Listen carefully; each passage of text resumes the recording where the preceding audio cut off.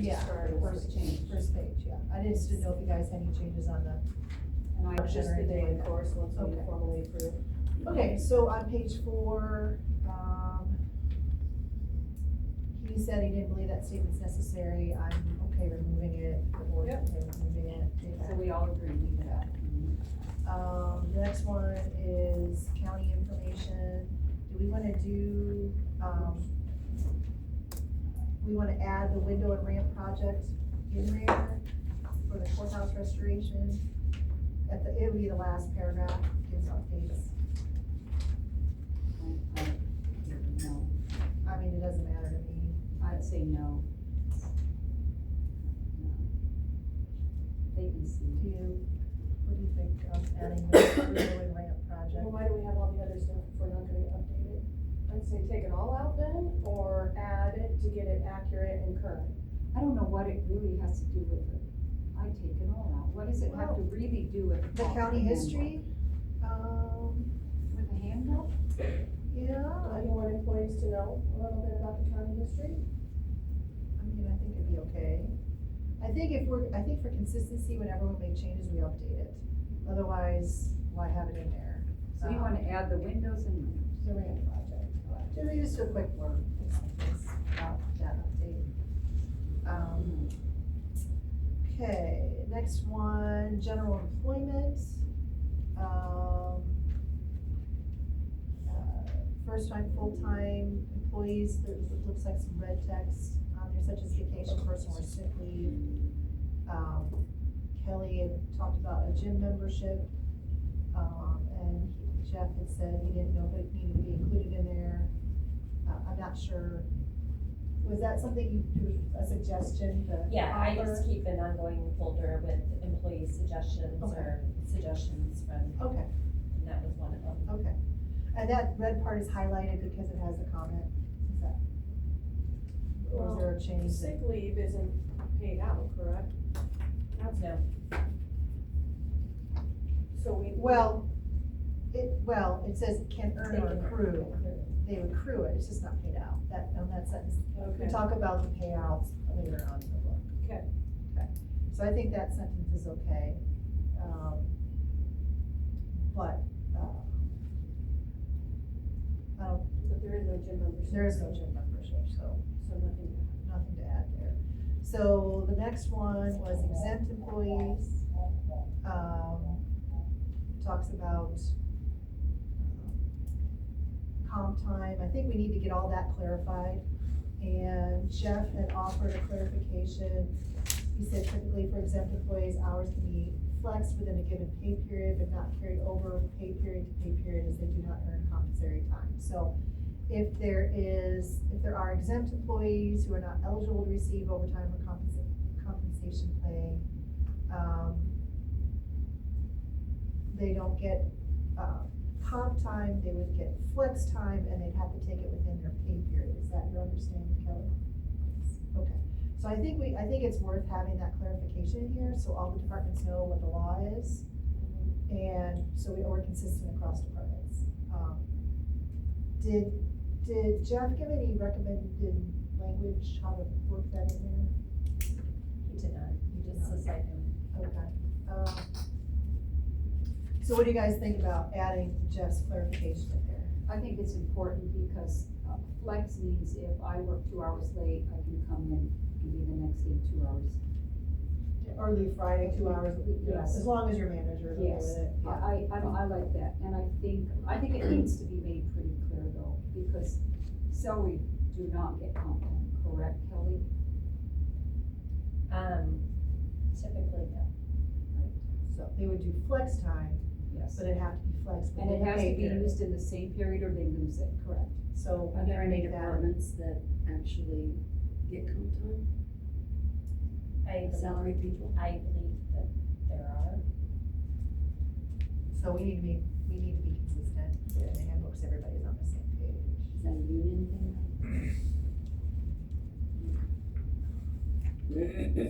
Kelly, you wanna get language from Jeff, language suggestions on that? So what about like if we're super busy and it's tax week and works lots of extra hours, and he can't use that time during our pay period, because I can't allow him to take 2 hours off early, no thank you. So he just loses out. Can we extend the amount of time they can use it? According to Jeff, it has to be in the same pay period. So 2 weeks, has to be in the 2 week pay period. So I kind of fall under that, because if I have to cover a weekend, let's say I work a 48-hour shift, I can't take 48 hours off in a pay period. My old jobs were within the same pay period. So, but I mean, I can do what we can do, but I So understand some of it. why don't we, Kelly, why don't you send that feedback back to Jeff and see if we get some More more flexibility. flexibility on that, and if not, have the language we need for the handbook. Because I don't, I can understand that, I can understand you when it's crazy time, I get that, it's hard to do that. So if we can share that with him as to some of the challenges. And I might add, if I could, we also need to get direction on if we do away with the comp time for these folks that exist, how do you wanna handle that from an accounting perspective? Well, we can't pay it out for salary. Yep. So So I guess that will be the that would be a Jeff auxiliary question, question, cause if they're cause not I could supposed see to this get being it- an issue. Yeah, Yeah, at least from the road, myself, the staff down there that is salaried, because of the inclement weather, it's not uncommon for us to work massive hours. yeah, If they can take it, it's fine in that 2 weeks, but they usually can't, because they're running equipment. And- right, But on the other hand, I believe now where we're at, that they are somewhat compensated for their total time, because they're salaried people. Okay. That's the way it works. that's kinda the way it works with salary. Now, where there's a disadvantage is with the first deputies, is that correct? Where they're Yeah. exempt. Hold on a second, I forgot. You're okay. Virgo forgot. I'm just We trying- are, hold on a second. we're recording. Hold on. Okay, I'm sorry. No, that's all right, I just know there's nobody extra, so if somebody's sick, the maintenance superintendent or shop superintendent, they're salaried people, they have to get in a machine in 14 hours. I mean, that's just the way it works. That's the way it works. Yeah, Possibly it's as simple as per department head discretion. well, if the law doesn't allow us to do it, we can't do it. Well, true. So that's what I think we need to get clarification. And what do you do if there's a snowstorm, the last 2 days of the pay week, he's gonna need a whole bunch of people out there on Saturday, Sunday. So Clear roads. I'm sorry, this is a work session for employees and county stuff, so I'm, just to keep it kind of under Okay. control, I appreciate the comment, but just for the handbook, it's okay. Okay, Let me explain, the secondary road employees, people who are exempt, the salary employees do not receive comp time, period. If it's a Monday, Tuesday, Wednesday, Thursday snowstorm and they've already put in 70 hours for the week and they don't have another job to do, they'll come and ask if they can leave for the rest of the day. So you just let them.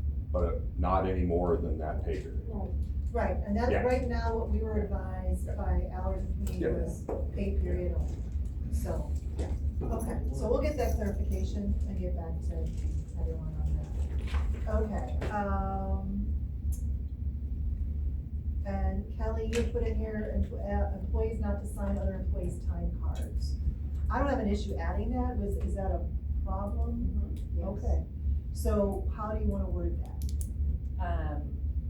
Just as simple as employees are to sign their own, or not to sign anyone else's time sheet. Okay. Would this be like, is there something, I guess I didn't read it over here, that the department head designee, cause like if I'm on vacation, I have to have another employee sign? Absolutely, you just, So- please don't have a coworker or, No, like, you know, I would someone only, it would across only the be, hall it would only be sign one your- person. yeah, no, sign that's all the time absolutely, cards. we just Okay. had a problem with Gotcha, people's coworkers signing their time sheet. gotcha. I review and sign quite a few paid time sheets. Okay, so that might be good too. So I think we have consensus, we're good on adding Yes. that, Kelly. Okay, so next one was, the policy regarding the Nursing Mothers Act. I'm assuming he added all this language, correct? Yes. Okay, so I don't have any issue with that. Do either of you ladies have? No, because I think the way it works, don't we just go do it and then stay a little later? It's been no problem upstairs, has it? Yeah, they just go do it. I'm not telling people when to go do that. No, That's they just stupid. go do Why, it. why is it even, why are we even putting that in there? Has it been a big fraud concern that people are taking 7 hours to go to a person? This was a I think it's just overreaching like you guys like to do. is the thing. This was a recommendation from Jeff and Allers, Steve. This is not from us. Why, I This was from highly Jeff. doubt that, and I don't really care. This is from Jeff. I mean, it's not gonna apply to my office Let me anyways, see so that one. there you go. Is that both So- of them? Then why are you here, Swanson? Why are you even here? Because I can be. So, Don't, okay, so this was a recommendation from Allers and Cooney, That's who is right. our employment law firm. They recommended we add this to our handbook. So, generally speaking, we take the advice of Allers and Cooney since they are the experts in employment law. I have no issue adding this. The break period though, I mean, I wanna put something in there maybe a little less. I mean, you wanted to make sure it's the discretion of the department head, because some departments don't necessarily have designated break times. So that's just something, you know, like to your point, they're working on a project, it takes 6 hours, and they need a break, they're gonna take a break, not in the middle, they're gonna wait till they're done with their project, so. that's not the way it goes with pump. That's I not- know, if I can finish, I'm not saying that, but what I'm saying is, you don't necessarily have that time to where it falls in a time when you normally take a break, that's my point. So I want a little bit less strict language in there. So I'm the one that brought this forward because I wanna make sure that they are allowed to pump when they need to pump. Yeah, they That should was just the whole leave. intention behind Do even we adding this. do we even need it in here? Just let them go do it. Well, Jeff recommended it, but I don't know if we need to have. There's it an, as there's designated an break entire time. whole Just let them go. policy for pump policy that Jeff sent. Yes, So I do you don't wanna want just cite that? regarding the pump act, we could. Okay. That would sure simplify it. It also talks about just maternal protections for nursing mothers and then paid parental leave act. So we could leave it in there or we could just reference it. What if we just put, we'll follow the Nursing Mothers Pump Act, pretty much. And just let them go. And then do it maybe as an appendix? Yeah, just when they Yeah, have, as an appendix? let them, you know, just 'cause they Okay. know when they have to pump and. Well, I'm not saying they don't, I mean, this language is offered by Jeff, so I'm assuming he has a reason why it's worded this way. I just, the whole break period thing, it's like, you know, you can't necessarily plan for that. So I don't know if this particular language is in the pump act, it's not.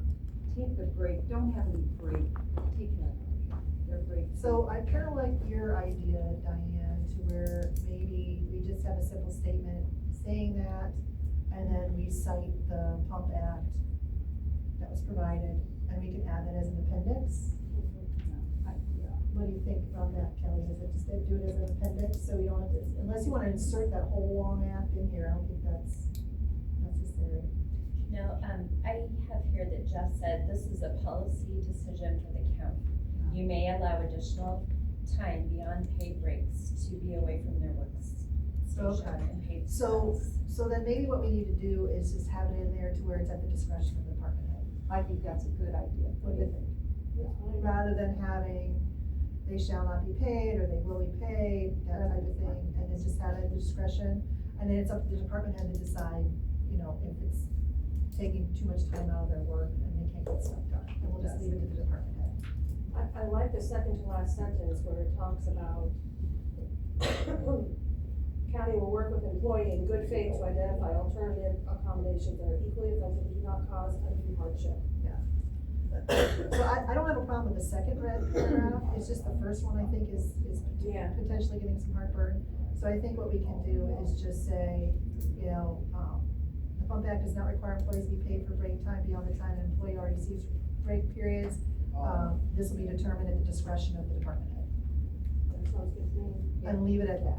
Sounds good. Does that sound good? Let the department heads figure it out. Okay. Sounds good. Okay, all right, anything else on that? Otherwise, we'll keep moving along.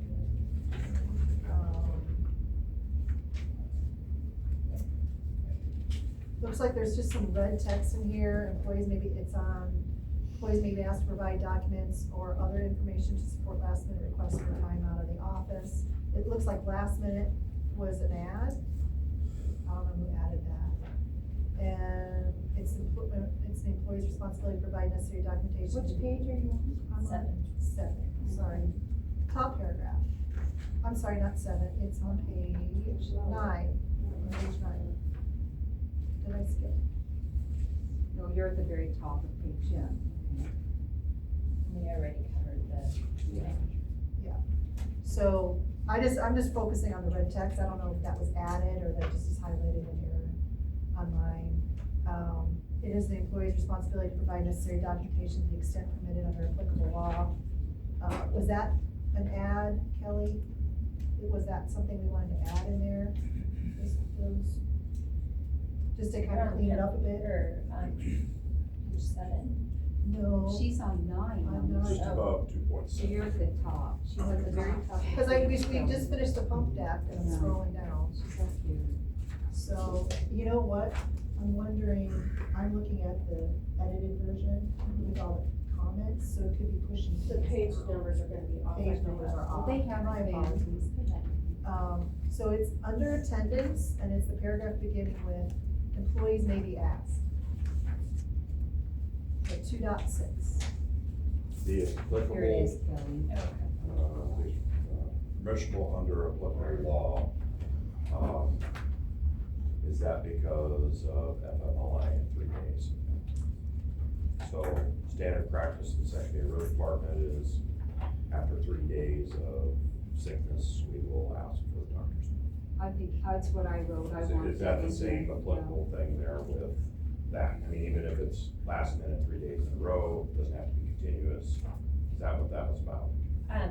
When I asked about that policy, they said, or I was told by the law firm that you can ask for a doctor's note at any time. Okay. But standard procedure Okay. is 3 days. Okay. All right. So you have to have a mommy note after 3 days. We've done that for I- decades. Ours is 2 shifts, 2 consecutive. Yeah. So do we want to put that delineation in here? 3 I think days? so. I think that's common everywhere is 3 days, isn't it? That's how my whole I don't lifetime know. of working. I can tell you what size collar you need. Yeah. This stuff. I like, let's do 3 days. Okay. Are you okay with that, Jess? Yeah. 3 days, Yeah. okay. I think that's gonna come up later. So employees may be asked to provide documents or other information to support, requests for time out of the office after 3 days. Yeah. Or however it sounds best to you, Kelly. And then the next sentence is, it is the employee's responsibility to provide necessary documentation to the extent permitted under applicable law. Was that just a kind of a cleanup housekeeping, adding applicable law to that? I think so. Okay. Okay, the next one is dress code. I know this was discussed a lot.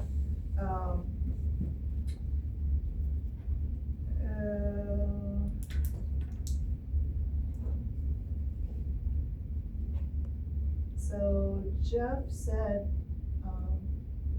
each department has different requirements. And it's left to the department heads to specify, and I know we've had, discussions on this, but I think we probably need to put something in there that it's up to the department head.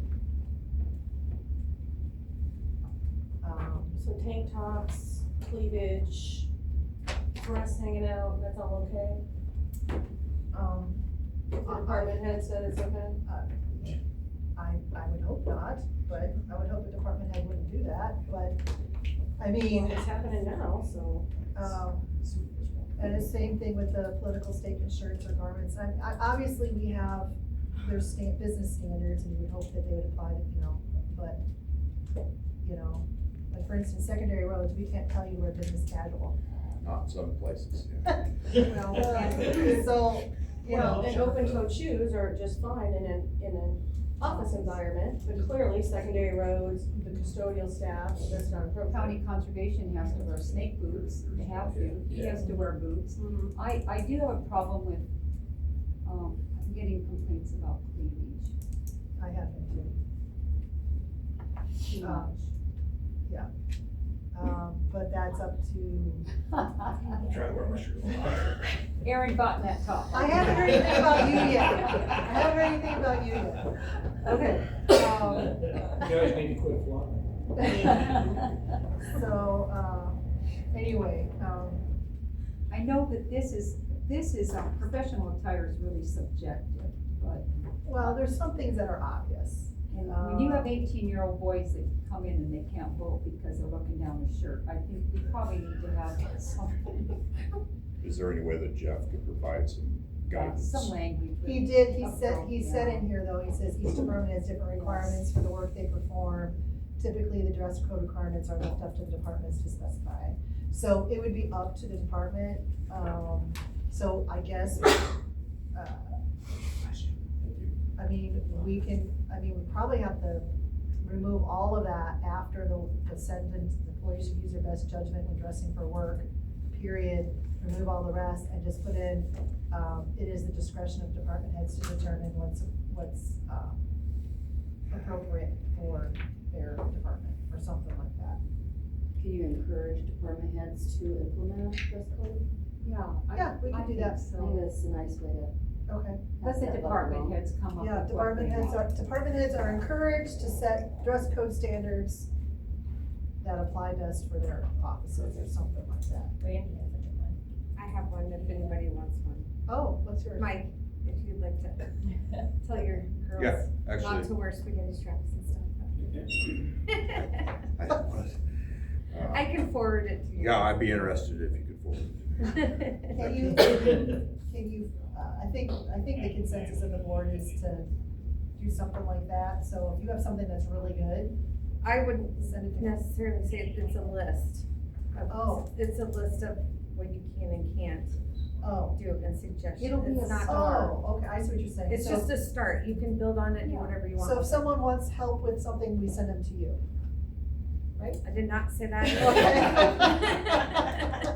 Okay, I Please think note we, that. for the handbook purposes, I think we're set on that. And- So your road grader guy can't wear spaghetti straps anymore? No. So, I think we've got, direction to you, Kelly, on how to Yep. kind of word this section, and then. Yeah, let the department heads. We'll know where to send people for suggestions. Okay, progressive discipline, I don't see anything under there. Job posting and application procedures. It looks like something was added, the 6-month time frame may be waived. I thought that was always in there though. Kelly, was that bad? I don't see it as an No, It's that's red been on a my, long time. it's red on my documents, must No, not. Oh, no, Okay. no, not on mine. Okay, I thought that was in there for a while, okay.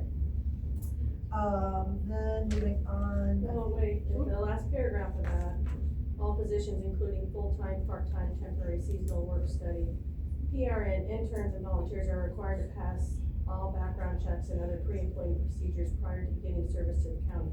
Shouldn't that apply to job changes within the county as well? Their new hires? Well, if it's a lateral transfer, I don't think we've ever required that because they're already in the system.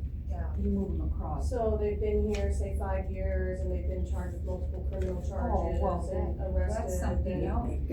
So then how is that checked? How is that caught then, when we have existing employees violating the law and there's no other background check? I think we have as a Isn't that- requirement, you have to let your supervisor know if you're. Yeah, if you get in And trouble. then if they don't, then what happens?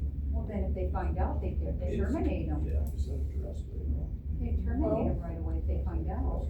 I mean, if they're doing, I don't think It'd it's be up to something their, It'd be up to the department head. yeah.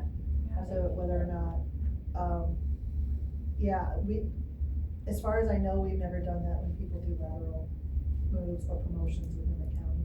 We do it, I don't think we do none of that. Cause they aren't gonna promote them, if they find out they have something background, they're That gonna. we do, like I said, our department, we're mandated by the state to kind of keep up on. Yeah. So we go in once a month, once every couple of months into, the Amanda portal, and we can look up all of my employees and see if there's And you anything do filed too. against them. I have to do it for CDL licensing Yes. employees, so whatever periodically. So it's just periodical, Also- okay, Also, with the CDL, there's drug and alcohol testing. Yes. okay. Yeah, like I said, if they don't report it to us within 24 hours, and we find out about it, it's termination, because we've already been through that. And when we get to that section, maybe if the language isn't strong enough, we can always strengthen it on that regarding the determination if we You find out. department heads would jump right on that, cause that would be a liability, you're gonna handle There that isn't- quickly, yeah. Is- Later on, isn't that talked about later on? Yes. Yeah. Okay, all right. It is. Yeah. Okay,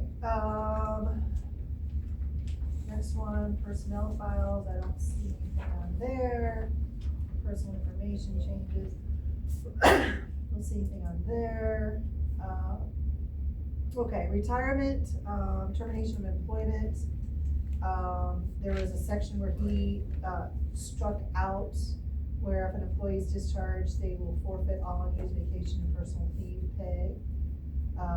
Whether the employee is discharged with cause will be determined on a case-by-case basis after consultation. So he had an issue with that sentence, actually I do too. So, and he cited some code on that. So I am okay, I have no issue striking it, given his recommendation, so just, And remove it all, I'm agreeing. you okay with that? Yeah, the area he already has struck out. Okay, okay.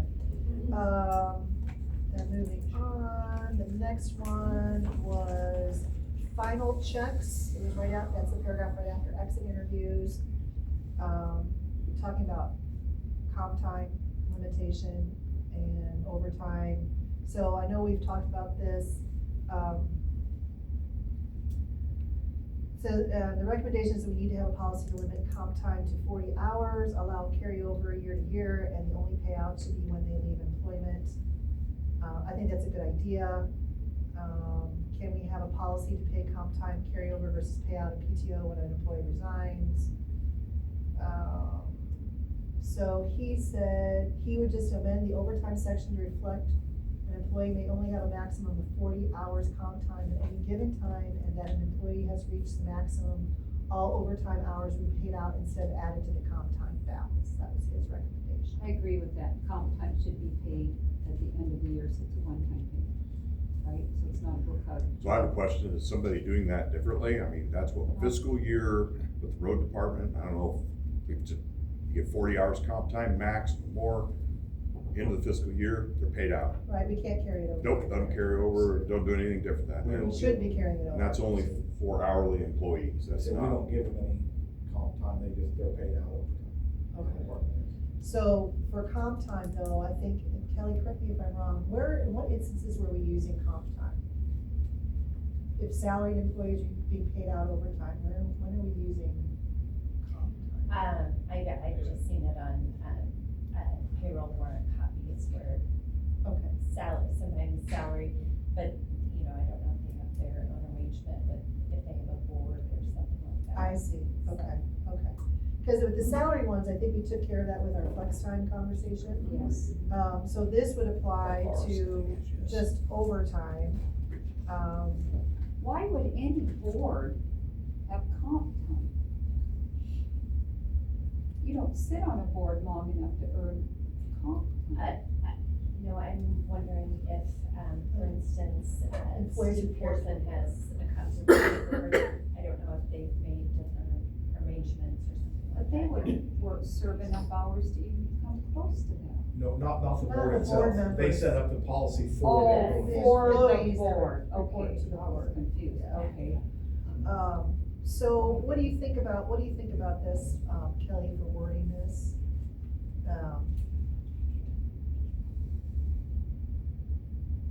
limiting comp time to 40 hours, but those that normally have comp time are paid overtime. So I'm not quite following how to best handle this here.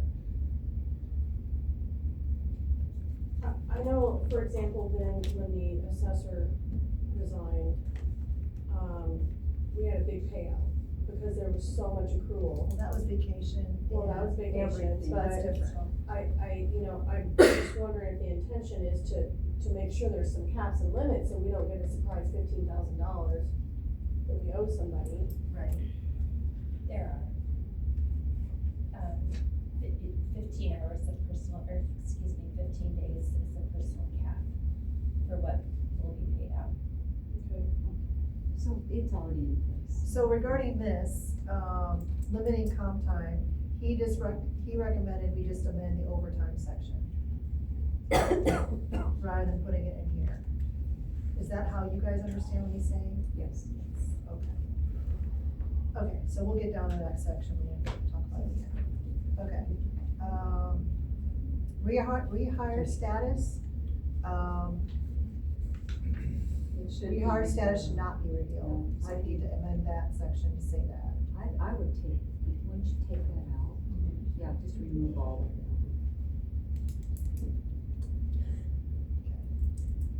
Well, I think what Kelly, what you wanted specifically to say that so people knew they couldn't state whether or not they would be able to be rehired. Is that what that means, your comment? You wanted to say that? He says take it out, I think it should be taken out. I think, Or was he saying that, take it out? I think it's covered again, I think that's more along the lines of when somebody calls and gives a reference for Oh. a prior employee, Okay. that, sometimes folks will ask, would they be eligible for rehire? And that's not a question that you should answer, but I Okay. think that is. So remove this from this page. Yes. Okay, got it, okay. Okay, can I just say something? I have to. So I just feel like it's yes, great that we are elected and my good buddy, I've said, hey, you get to come along with me here. But, I feel like he's kinda getting screwed just a little bit because he gets salary, but in the same sense, he doesn't get comp time, he doesn't get overtime. He's not covered by the union, so I feel like I should move him back to an hourly thing because he's not getting any benefit. That would be her discretion, wouldn't it? Is I there, mean, is this how it's always been for the county, that first deputies or whatever are always salaried? Yep. When can that change? Cause no offense, that sucks for him. Move it back to hourly. now, under Iowa code, you do not have, I don't think you have to have deputies, you can have just regular hires. That would be something you'd have to look into, but I know other counties do that, they have the county auditor, and, all of her employees are just regular hourly employees, they are not technically deputies. So Now, something I don't to know how think that about. works. Something to think about with that though, from what I understand, if you do that, it's up to the discretion of the board to decide what the pay grade is for that person True. too. In this case, it would be union, probably, That's not good. so, and that's a lower scale. Not right now. Well, if I you mean- exclude overtime, yeah. So that would be, we can have further conversations about that, but yeah, the code gives you that freedom, Kylie, to determine what kind of staff you want, and that's your call. Okay. But it's always been deputies as long as I remember. Okay, So if so, there's a way for you to, allocate that differently, or, to classify that differently, that would be more advantageous to him, then why not?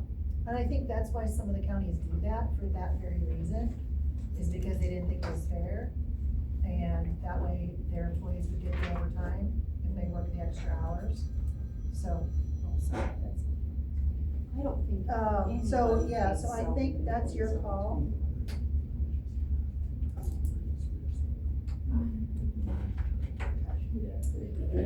Okay, Do you know what he could do though? Could she, I'm thinking way out on the edge here. Could she allow him to take some time off? Could she do that? that's comp time. Well, can you do it under a, It'd be flex. a flex time Yeah. to make up for all the over, so he could have a flex? But it has to be in the same pay period, and she said earlier, sometimes that's not possible. I don't know how, why does anyone need to know if it's exact same flex? Cause I know tax season, it's horrible. I mean, Well, isn't there a little bit of leeway? Yeah, I mean, well, I think I think that's one of the questions we're I asking think Jeff they can, on that, to see if there's any kind of wiggle room, and if not, I think we're kind of stuck. And I definitely don't wanna advise people to do I'm things they not, shouldn't. but I think we could, But I think, let's find out from Jeff, and then we'll get back to folks on that. Okay, medical examinations, employer, you wanted to add, Kelly, employer may ask for a doctor's note after an employee returns to work. I didn't see Jeff respond to that at all. well, after 3 days, they'd have to bring Yeah. doctor's note. Yeah, I think we already Yeah, we already determined took that care it of that. wasn't, Yeah. yeah, we don't need to say So, that again. the other one was, it looks like to me, confidential medical file, medical was added. Is that what you see on yours? It's on red at mine. So if it's already been in there, I don't remember if it's always been in there or not. It's in here. Okay. And it says this is highlighted, current employees may also be subject to a functional capacity or agility exam before returning to work following a leave of absence for a serious health condition, whether work-related or non-work related. Well, they would have to have a doctor's note saying they can come back. I mean, that's just, That's yeah, required. yeah, that's Yeah. required. So, is there a reason why this was highlighted? As something to look at? Or was it just accidental? I'm not sure. Okay.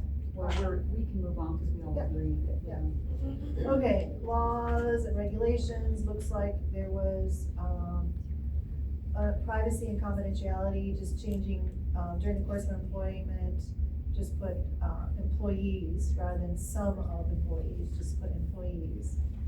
And I'm okay with that change.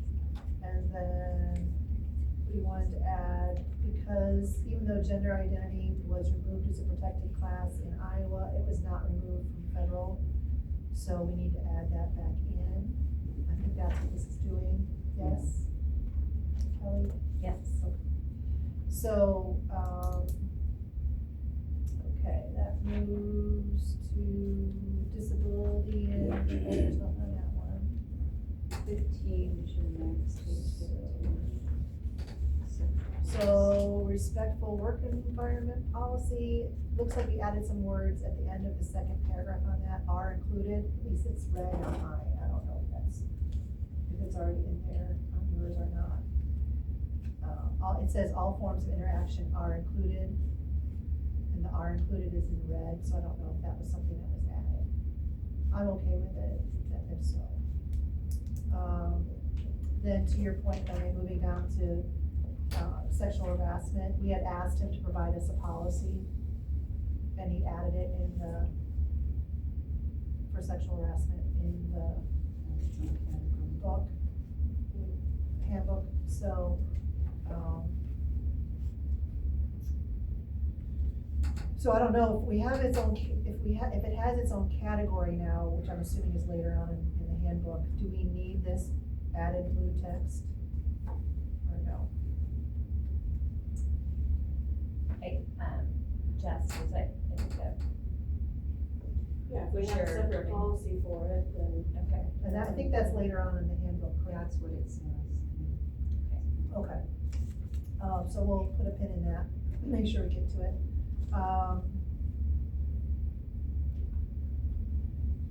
Let's see.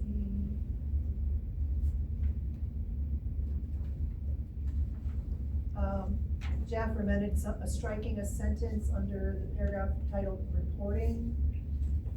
All complaints will be treated confidentially to the maximum extent possible and will be promptly investigated. You said he's striking it because it's already addressed in the confidentiality section, Yeah, and I agree with that. so no need for duplication. Okay. So here's scroll down, confidentiality section. He put that in here, it looks like. Although Madison County cannot guarantee absolute confidentiality, it will make reasonable efforts to maintain confidentiality to the extent practical and consistent with the need to conduct fair and thorough investigation, address the issues raised, minimize unnecessary disruption in the workplace. The identity of the individual making a report will be protected to the greatest extent practical when necessary to protect workplace safety or the integrity of the investigation.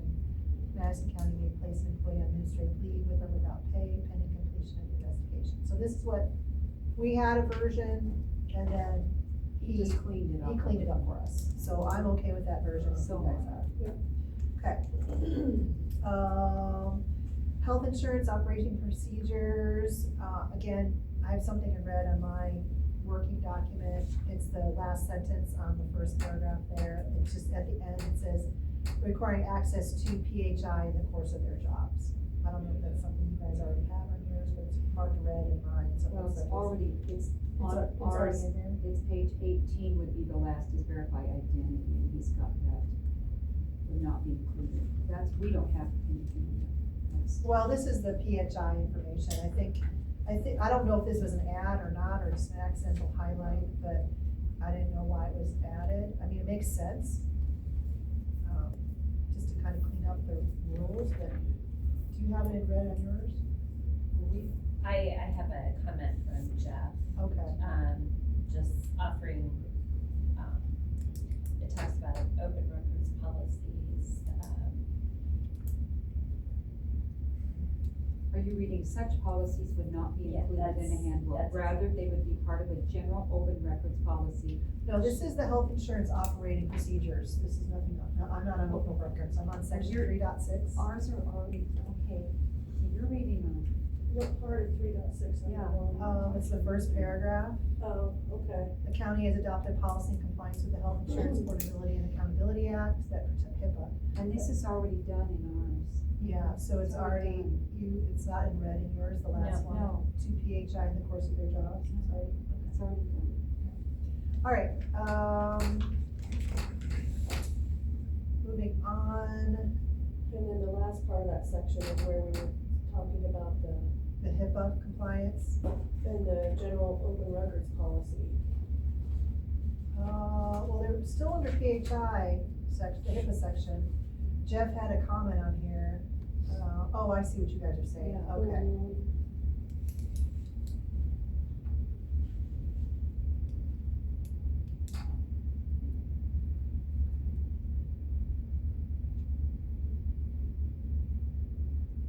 Okay, And he had provided a sample copy of an open records policy. so do we? saying it wouldn't be in the handbook, it doesn't need. to It be in doesn't the have to be handbook. in the handbook, okay. So we still need to work through an open records policy though, right? Because I don't think we've We passed have one one. officially. We have that. For that, Open records, for, FOIA requests, is that what you're talking about? Well, this would be. well, this is kind of tied to the PHI, but the open records request, is this one that is posted and all the department heads are aware of and all I that? don't think so. Okay. I mean, maybe it got deleted when I wasn't the board clerk anymore. I don't remember seeing it, but, cause I know We we're put it out still when Aaron working. was here. I know we were working on it, but I don't remember seeing it on the website, so, we can If you wanna revisit. start over, you can, or I can share it with you guys. I think it's good to have something on the website on that, so the public knows, but like to your point, it doesn't necessarily need to be in the handbook. Okay, So that'll be a later date, we'll address that, make sure that's updated and everybody's aware of it. I think so. Okay,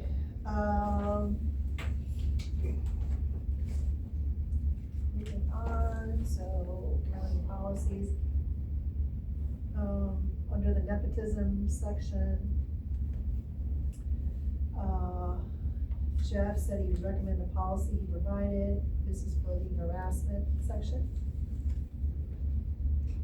This was for the Well, you put it under nepotism, nepotism, which I guess maybe there's a title that fell off. nepotism and anti-fraternization policy. Okay. Exempt. Okay. So, So on that- this, it appears under the nepotism, I think maybe one of the titles fell off.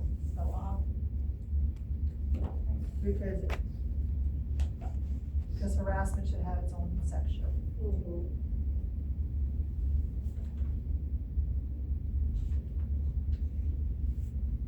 So on this, Kelly, this looks a little shorter than what he provided, on here. So I think we should just take what he gave us and just insert it. Are you guys okay with that? Yeah. Okay.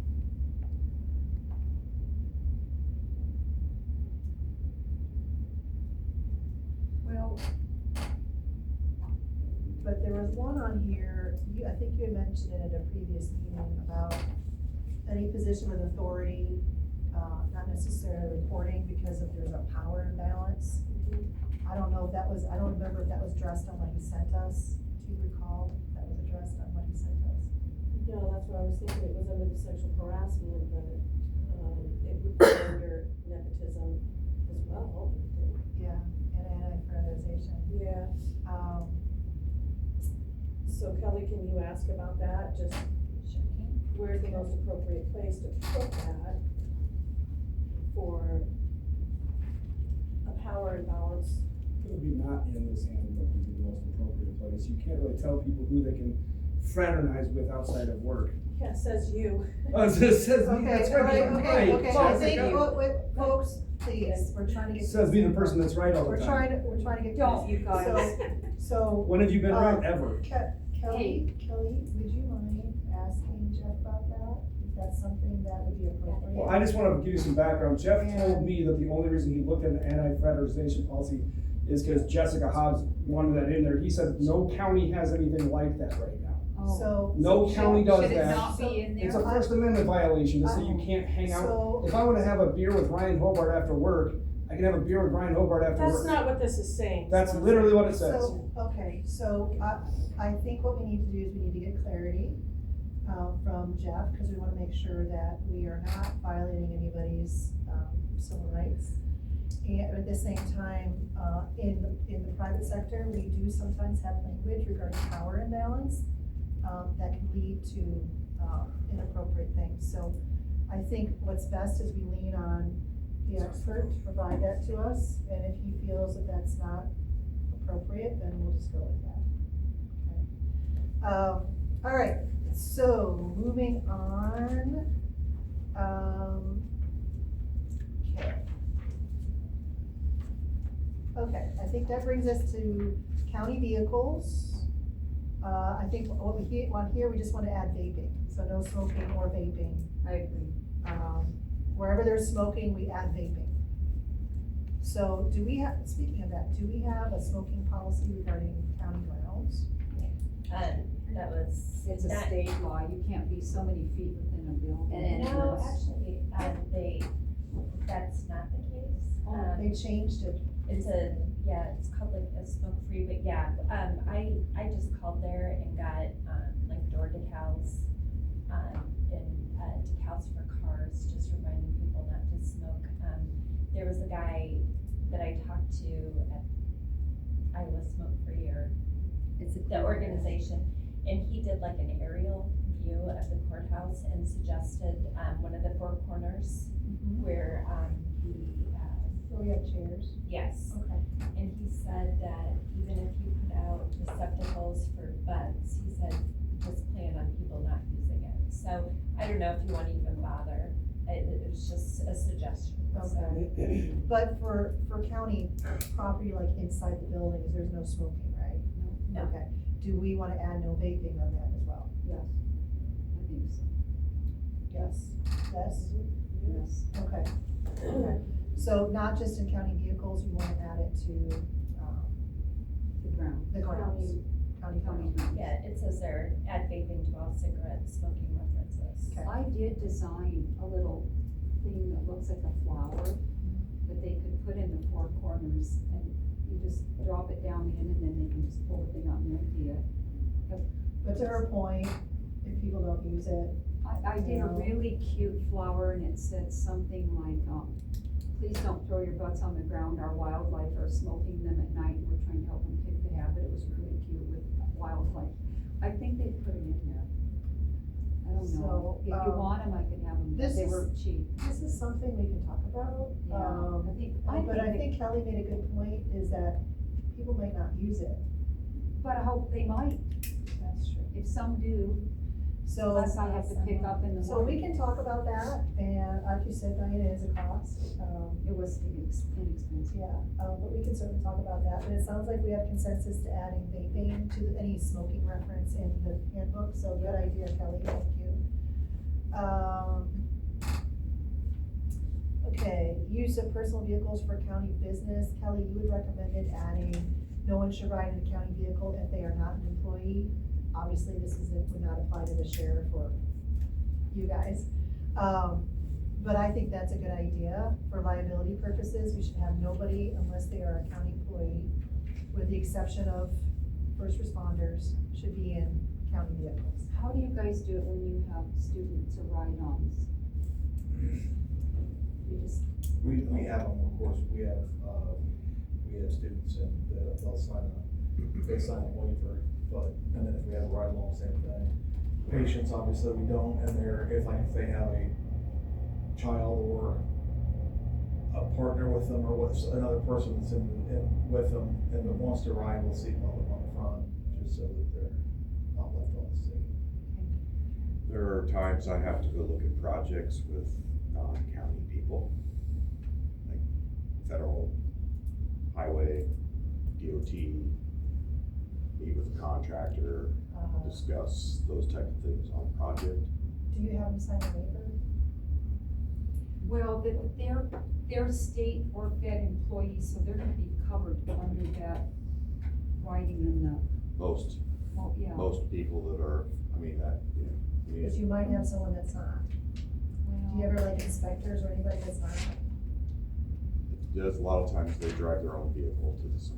Okay. So let's say a bridge inspector, private consultant, we usually meet there together. But there are times where, like I say, DOT, Federal Highway Administration, I mean, not every day, maybe.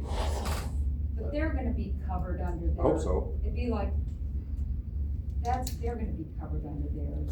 Wouldn't What we our don't insurance want- language cover that? Yeah, But what we don't want is like, if you're going to Yeah. go grocery shopping, you Yeah, pick a kid that's up right. at the school on the Yeah, way. yeah, that's right. You don't want them sitting in a car that's a county vehicle. So I don't know how to split the baby on that to allow. I mean, it's just not do it. It don't happen that often. Okay, yeah, and yours is a little different. The rest of us shouldn't put anybody else to. okay. So I think we can massage that language, Kelly, get that in there. What do you think?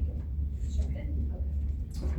All right, so moving on to the next.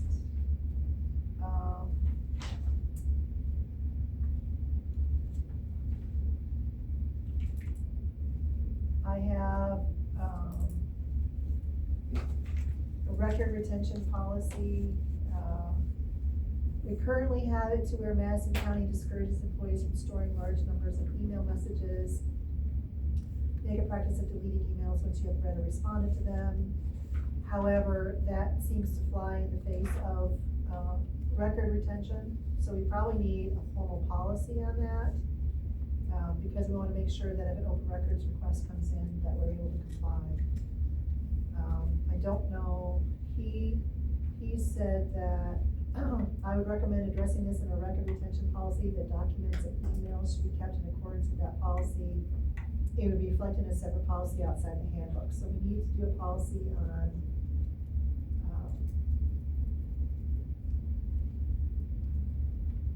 retention, records retention.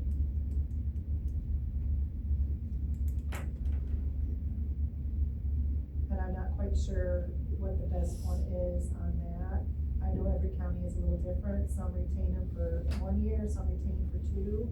That would require additional storage capacity, of course, if we were to do that. I believe I have an ISAC document that covers that as well.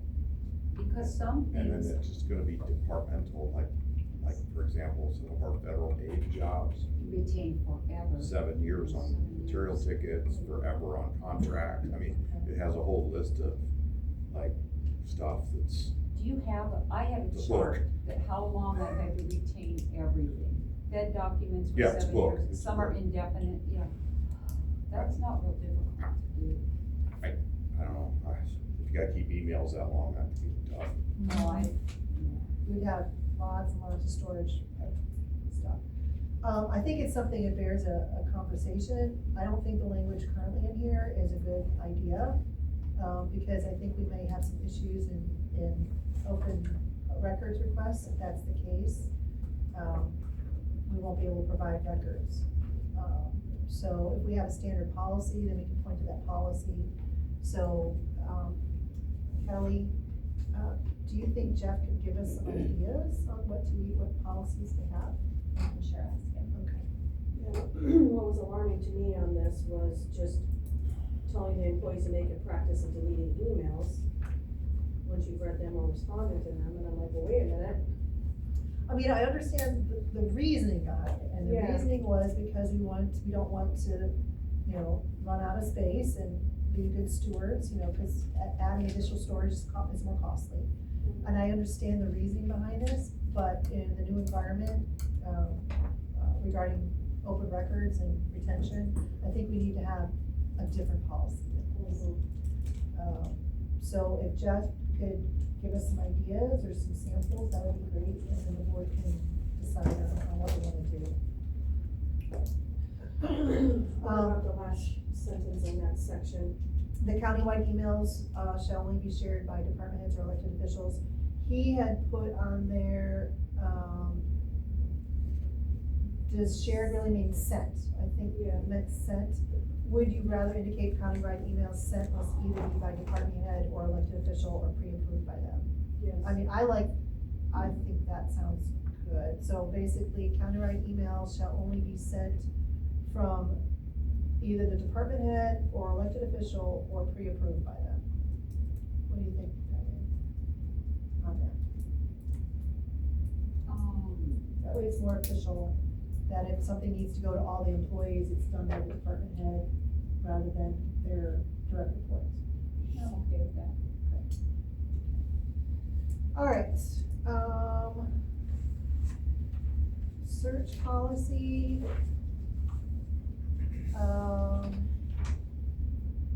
Looks like he added some stuff and some striking, so employees should have no expectation of privacy in county-owned workspaces, equipment, systems, or other county property except as otherwise provided by law. Personal property brought into the workplace may be subject to inspection or search to the extent permitted by applicable law and county policy. And this part they are striking is employees do not have the right to privacy in their workspaces or any other county property or any personal property they bring to the workplace. That's being struck, that one, because they don't have rights to personal property to search without a warrant. So I think, I'm okay with that language there, that what he added, I'm assuming it was he that added that. That is correct. Okay, and the striking. So I don't have a problem with that change. Does anyone have a problem with that change? No. All right, moving on downward, down to the, drug and alcohol testing programs, substance abuse policy. The next change is on page 27. There's comments on 23. There's 23, there's comments on that. You just said. Our substance abuse policy seeks that paragraph. Jeff had put a comment, it says you can have a policy regarding the reporting of arrests. Arrests for drug substance would not give rise to employer testing unless it occurs on work time in accordance with reasonable suspicion testing parameters set forth below. Okay, so Basically, when we strike the last sentence that's in there. the, Drug or substance arrest is cause for testing. correct. So, but they still need to report it. Yeah. Um, So what if they're in jail, how do they report it within 24 hours? That's a good point. Do we wanna make it to? Use your phone call, correct? Yeah, use your phone call. It's so wrong. I think that's intended for their attorney. But that is a good point. So, I guess if they're just calling their boss to bail them out of jail, that solves that, huh? well, yeah, Didn't it say earlier that if they're like somewhere, just, if they're gone for 3 days without calling, they're considered terminated anyway, and if they voluntarily leave, that's what it said earlier in one of the, and one of the things, that's a good point. so. You know, that's correct. If they don't call, they terminate. That's all them to Yeah. figure it out. Okay. They're the ones that screwed up, and that's my opinion. You're right, No, they just that's kind of just my terminated opinion. themselves. Yeah. Okay, I mean, they're the ones that made the problem, we didn't make the problem. okay. So that last sentence, it says county shall, I don't know which word we're gonna use, but conduct pre-employment drug tests at his expense to be considered qualified for employment or maintain employment with the county. Arrest must be reported to department head and or HR within 24 hours. Drug or substance arrest is cause for testing. So we're gonna strike that last sentence. What do you guys think about the other sentences? We don't do drug tests to hire anybody now. You do. Yes, someone did. Okay. But, we Because don't, of the CDL. okay. CDL, And that's the only time? Brant, you have to, don't you?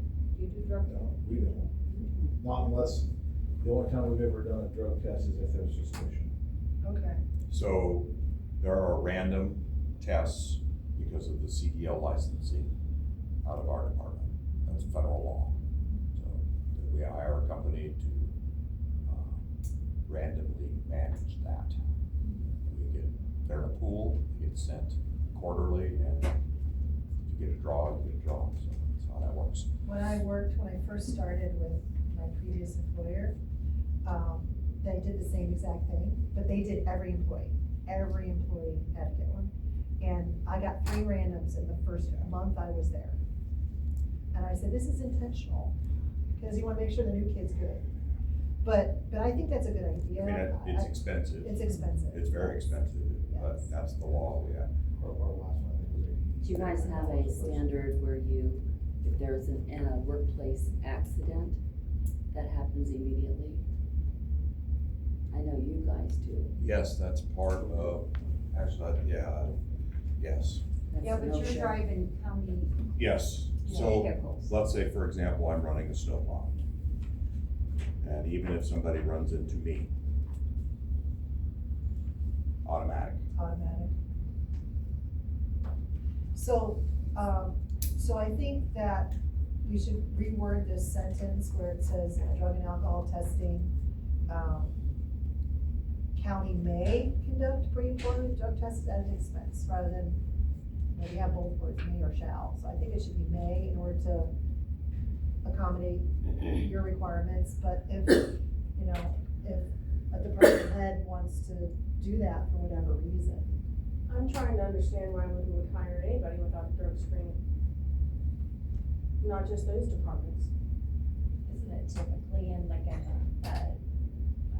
factory type environment? No, No, I mean, the private was- sector, it's pretty common. It's very common, yeah, It's expensive. it is expensive. Probably because no Washington politics, no provisions are.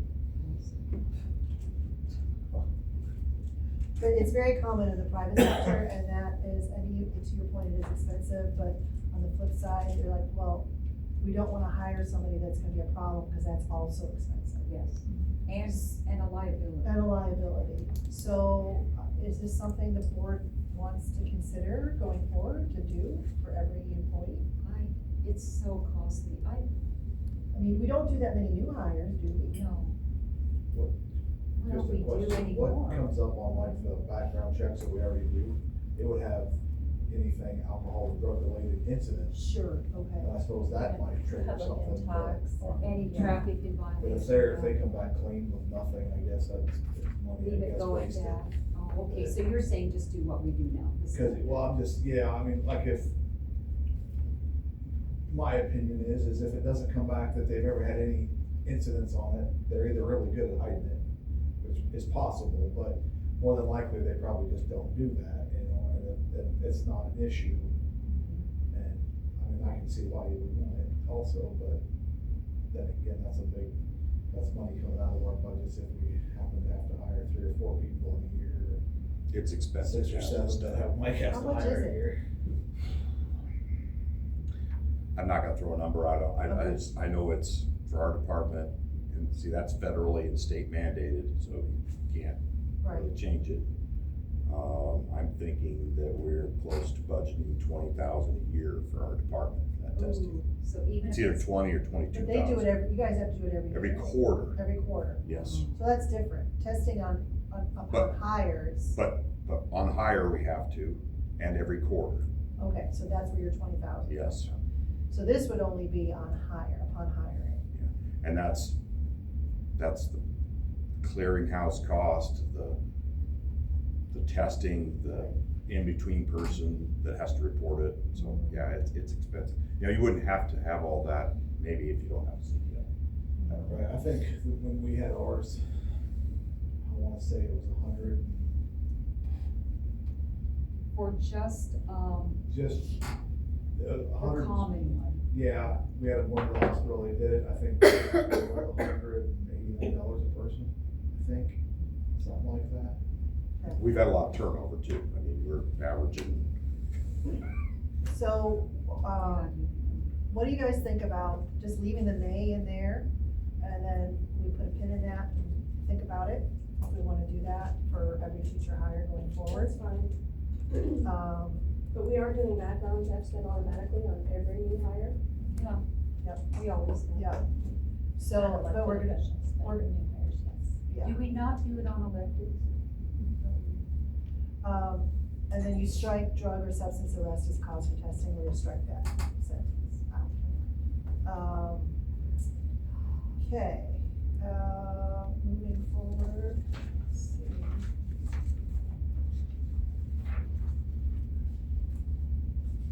Next one is the tobacco policy. He provided us language on that.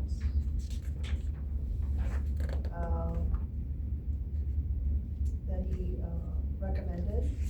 So I'm okay with this recommendation if you all are. So we're going to the 4 corners, the farthest corners of the, okay, I'm okay. So,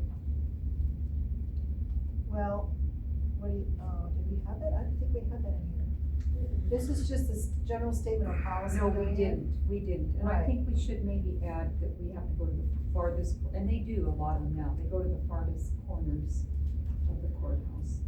Yeah, cause it says, public grounds shall be defined to include but not limited to outdoor areas used in connection with the county buildings, including sidewalks, sitting or standing areas, patios, decks, courtyards, parking lots. So it basically says that they can't,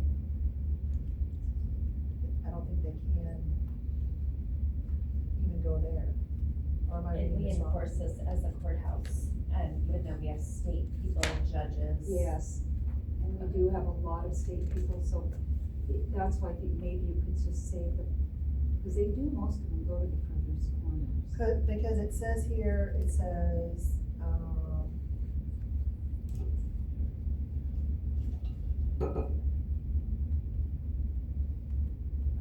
Cause I don't like it when they smoke on the porch, but you can smell that in the courthouse. so it says it's prohibited in all Madison County buildings and enclosed areas, vehicles, and on all public grounds used in connection with the county buildings, except as provided under the procedures and requirements below. And public grounds is defined as outdoor areas in connection with the county buildings, including sidewalks, sitting or standing areas, patios, decks, courtyards, parking lots. So that would take away the 4 corners. Sidewalks is too vague, cause then you could stand right up next to the building, No, prohibited on sidewalks. okay? So Because that's just a definition of what is public grounds that's being prohibited on, and all of those is what's being prohibited. You can't smoke or vape on any of those. So that would remove the four corners. So they would have to legally go across the street. This is a policy that he recommended. They aren't gonna go across the street, so what are you gonna do? Well, there's a sentence in here under number 3 under tobacco policy that's in the middle there. Smoking is permitted in private vehicles wherever located and on sidewalks that are adjacent to public streets. Okay, So they- that would allow the entire perimeter. the perimeter, so yeah, so then the four corners would be illegal. I think they're gonna have to use four corners, cause I'm not gonna go having the smoking police getting after court judges. Okay. So we'll go to four corners. Okay. So, well, that's part of this, the exterior sidewalks. Yeah. So, all right, anything else on that one? Otherwise, we'll move down to political activity. This was, language he also provided, I'm assuming, since it's in red. Anyone have any problems with that? No. That seems pretty boilerplate. We've kinda gone over it. So, okay, next one, let's see.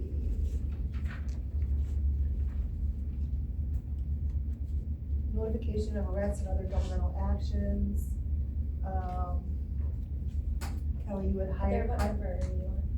4.30, 4.8. There's, on 4.8, political activity, there's been some, text, Change. Oh, he crossed out. Political activity, yeah. So, yeah, I just asked if anyone had any problems with the changes. oh, I'm sorry. No, that's okay.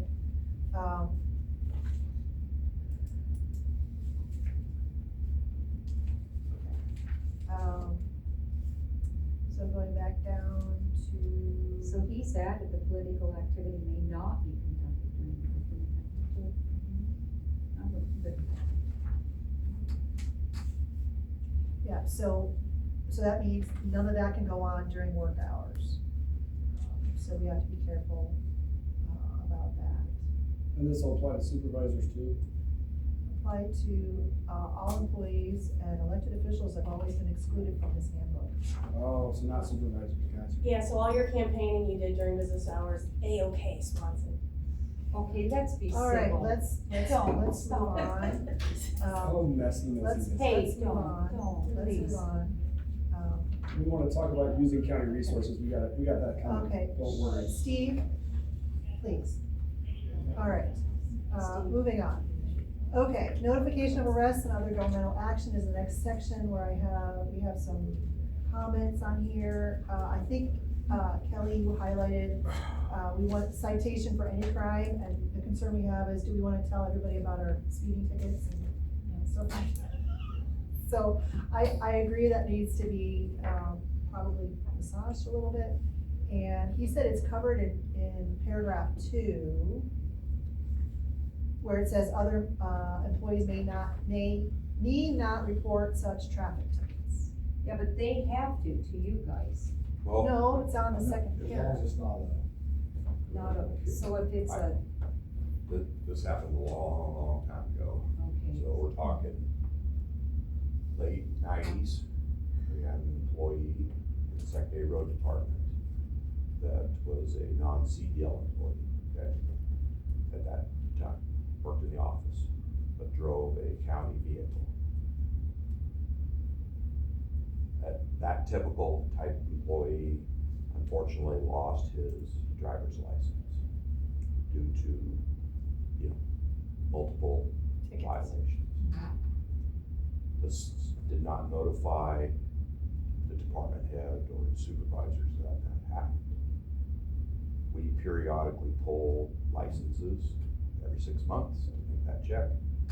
Come to find out, he's been driving around for 5 months without a license, and no tells him. He instantly is uninsurable, and of course, there was a termination. All I'm asking for is some sort of balance for that type of situation. We don't have time to pull monthly driver's license. I would hope that if somebody had a problem, they would come to the department head, especially if they can work something out, but Is there That's how any- that got written in there. So That's that just makes- so background. so That you know. makes sense, and that last sentence on there, I think, is what Jeff was referring to. It says, other employees need not report such traffic tickets. So like, you know, if you get 3 speeding tickets in a row, you can lose your driver's license. I believe that's still correct. We do require in somewhere language, kind of the positive side of that is that all employees must have an unencumbered license. Is that not? Yeah, anyway, Or just, lack thereof. that's how that got Well, written in there. In the job description, but I think that's a good idea to actually add that into the I do handbook. too. So maybe just put in It there, becomes- all employees must have unencumbered licenses, because there are times when we call on each other and On ours, I have had 2, I've got one currently that has a driver's license, but cannot drive county equipment. okay, So, he's a paramedic, he has to take every call. He knows this, this is the second one I've had, the one left. So unencumbered, he can't be covered under our insurance, because everybody that we hire, we have to have copies of driver's licenses every year. That's a mandatory thing for us, so we have to send it. We talk with, insurance, of course, you know, and they tell us who can and can't drive for whatever reason, and then if they're a paramedic, they have to, well, let me rephrase that, they have to be a paramedic if they can't drive. And it's not that he doesn't have a driver's license, he does, but he just cannot be insured under our insurance for driving. So he's an SR Well, 22 or He's an something? SR 22. so how So- would we split the baby on that in this case? That's a good question. Can- Because they don't need to drive with me, they could be in the back and never drive a county vehicle. Is If that- somebody had traffic, this is a legal question, had a lot of traffic violations and they didn't come forward to a department head, could the sheriff inform the department head legally? Cause he would know. I don't know. He wouldn't necessarily know. I mean, Well, I mean, if it was all here, he would know, if it was all his department, but I mean, if someone got 3 traffic tickets in Polk County, you'd have Yeah, no I idea. Never don't know. know it. Unless he pulled them over here and then they'd be suspended and They then bring it them would on. make So sense. what about maybe massaging the language to say employees who, are expected to Operate drive county to vehicles. county vehicles or engaging in county business should have unencumbered licenses. That's good. What do you guys think about that? Yeah. And Kelly, feel free to massage that a little bit. Can that be ran by Jeff? So, Yes. Yeah. All our And there's suggestions. offices that don't need to drive, so it's like, I don't know how you get to that. Well, like I'm thinking of, you know, if we have, in the case of the auditor's office, if we have training for our township clerks or township trustees, she's gonna be driving, and it's not a county vehicle, but she's on county business. So we wanna make sure that, you know, in your case, we wanna make sure that they can still work here even though they have Yeah. an issue, but at the same time, the county's protected Sure. in other cases. So maybe Jeff can massage that a little bit. Yeah, but county trustee, that's gonna be under their own, even though they're No. coming to county business. It's still, she's still going, and that's just a hypothetical. So, and we have, it's not just her, there's other employees that go out on their own You- personal okay, vehicles. Okay, but you said a do trustee, county- so I wasn't. No, I was No, using she's an going out to example. train trustees. Like the Okay. training trustees, Okay. if this employee is going out on county business but they're in their own personal vehicle, I wanna make sure that they can legally drive. All right, so you'll Okay. work on encumbered. Yeah, so we'll let that be massaged, and hopefully you can figure out a way that can accommodate all scenarios. All right, next one, use of employee personal cell phones. This was provided by Jeff. Do you guys have any issues with updated policy? You struck out the old one, just put in the new one. So, on here it says about county, when driving on county business, employees must comply with Iowa law concerning electronic device used while driving. So, I mean, it's boilerplate, I don't have any issues with it, what about you gals? You okay with it, Jeff? All right, moving on, social media, again, he provided a updated policy based on his recommendations. It's extensive. But it's, the part that we used to have is towards the bottom that's struck down. And that one was extensive too, so.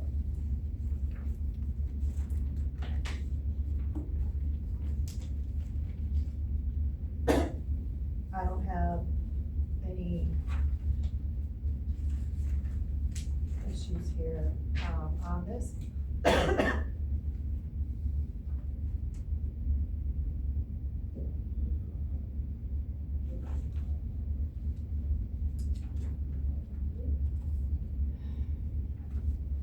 I'm gonna have to request another county email. I'm sorry? According to this policy, that you have to have a county controlled email, and they have to request another county email, county app. Oh, so it doesn't come from? Yep. Okay. Okay. We're using a free one now, it's because it's free, but, because it says office, county social media accounts must be tied to a county email address. Right. Well, at least And that's I'll because have- when you set up? Yeah. Yeah, so, you want a separate one just for that? Well, that's what it says here. Yeah, I mean, it says, official section county are you at? social media accounts.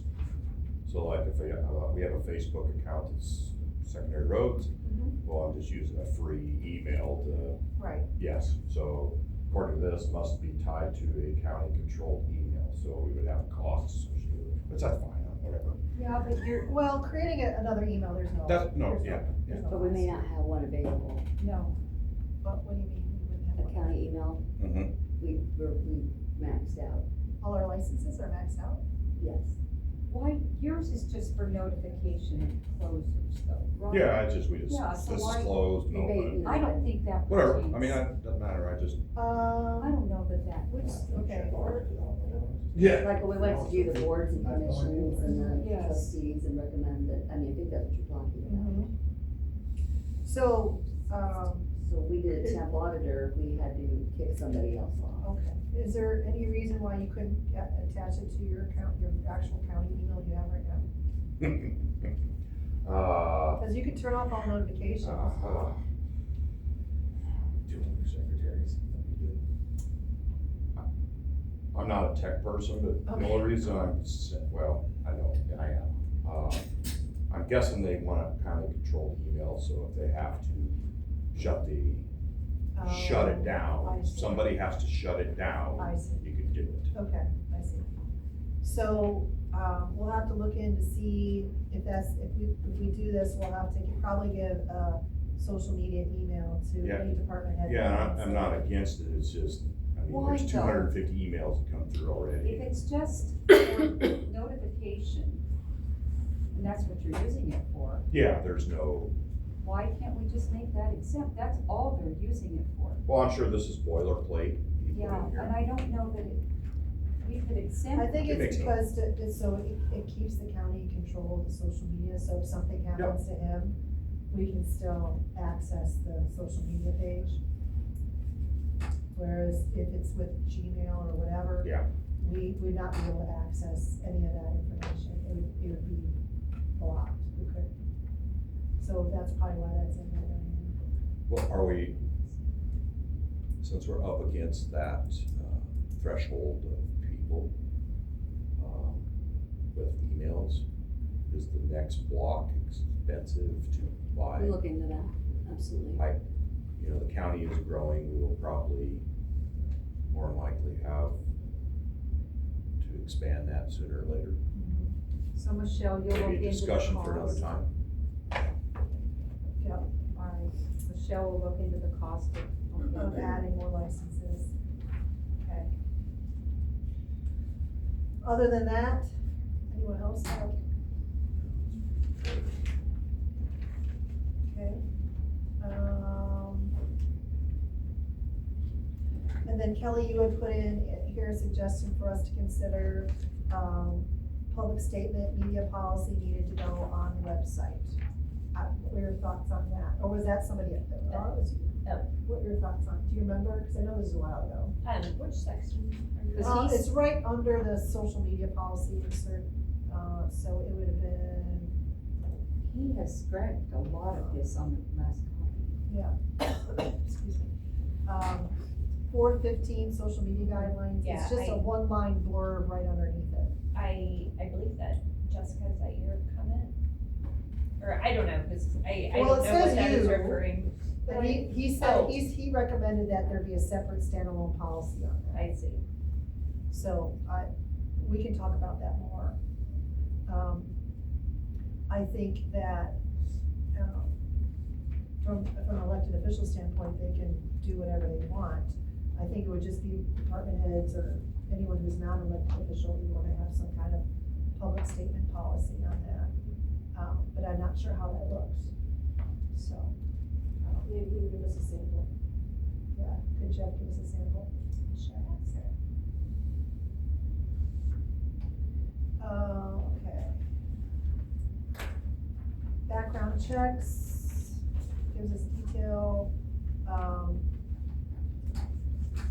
He recommended keep the language may, because not all checks are performed for all positions. You can make criminal background checks mandatory, but most counties do not have federal checks unless specifically required by law. What page are you on? I am on page 37, and it's right under the social media policy. It says pre-employment review background checks.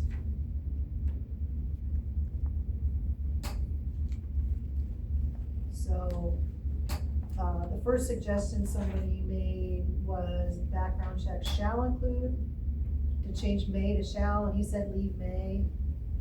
And on paragraph 3,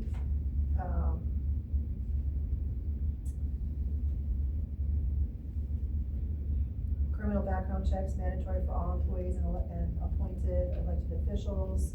He said that, that's not usually done for, federal unless specifically required by law, and I'm not aware of Iowa law requiring that, so I'm, and that was the advice we got, back in 2024, is that they're not required for elected officials. So, I'm not sure how you guys, I agree with changing it back to may. I think it should be may, for background checks may include, rather than shall, unless you guys want something different. He's recommending it stay as may. If somebody applies for a job, Kelly, and you do a background check and it comes back really sketchy, would you would put the sketchy background check to the application and just write them a nice letter and just keep it on file for a year and hire them? Well, I guess my definition of sketchy might be different than someone else's, so Well- if someone applied for an auditor clerk, I would let Michelle make that determination whether she wanted to see them or not. But, okay, so Michelle would say yay or nay. If she said nay, you would keep that on file with the application. Yeah, but usually we don't do background checks until Until someone's the ready to, extend an offer, so, Yeah. cause it costs too, Right. So if it, after they're hired and it comes back, then what? well, technically, they shouldn't be working until that, I mean, I know sometimes that happens, Till but it's cleared up? yes, until it's We don't hire. received. We don't hire until we get that before Kelly. And we send them, like I said, we send them, that, letter, Authorization. the authorization. So when I have people come in for an interview, if I think they're gonna be worthy, I have, Because you don't wanna hire them until you get that back. I have them fill that out anyway, and then I'll have that done even before I send them a.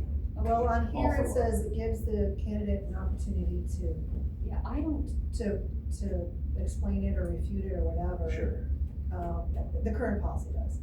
It says a criminal conviction does not automatically bar an applicant. No, you're right, yeah, no, Kelly sends them back to me and I go through them to see how it relates. Before Kelly, before I had one of those come up, we went to legal counsel to make a decision.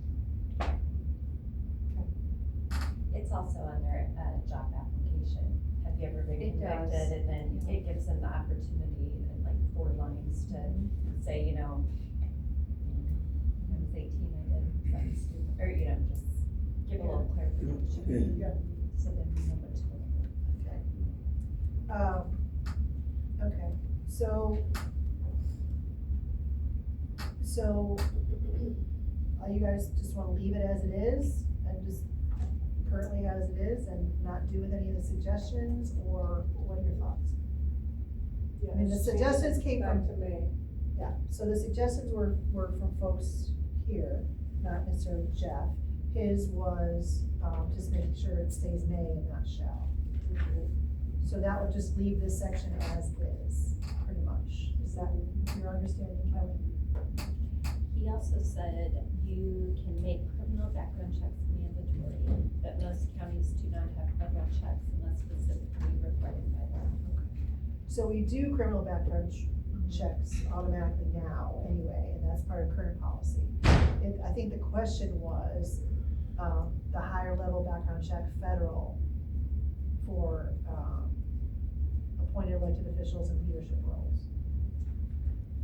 So, I mean, he said we could do that, but but most counties don't do it unless specifically required by law. I wouldn't. And I don't think it's required by law.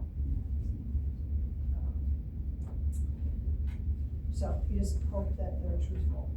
And you don't wanna do a federal check, they know. Well, I think he meant by federal on that is, well, no. Federal's more in depth. So what kind of, Federal's gonna catch from multiple different states, not just Iowa. so the one we do is just for Iowa? I think no, I don't think it's just for Iowa. I think it's, serious misdemeanors. Well, I think it's, it pulls by the violation, Okay, not just by not just what by happened location. in Madison County. Okay, And it also pulls, child perpetrators. those, if they're on the registry. Thank you, yes. Okay, all right. Can you confirm what the background checks that you do covers? Sure. Can you just validate that it covers other states too? Yeah. I know, what's the name of the company we use now? One Source, it's out of Omaha. And they do 7 years back. All right. Anything else on this one? Otherwise, we'll move on. Telecommuting, I know this came up as a discussion item, and it looks like he provided us some language.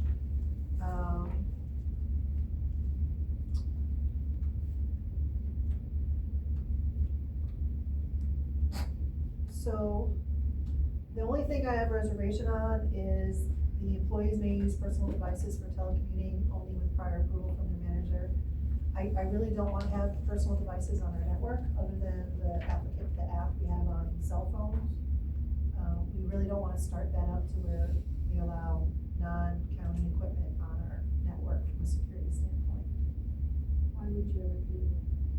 We would, but the language in his recommendation says you can use personal devices, and that's my concern. So I think we should, strike that.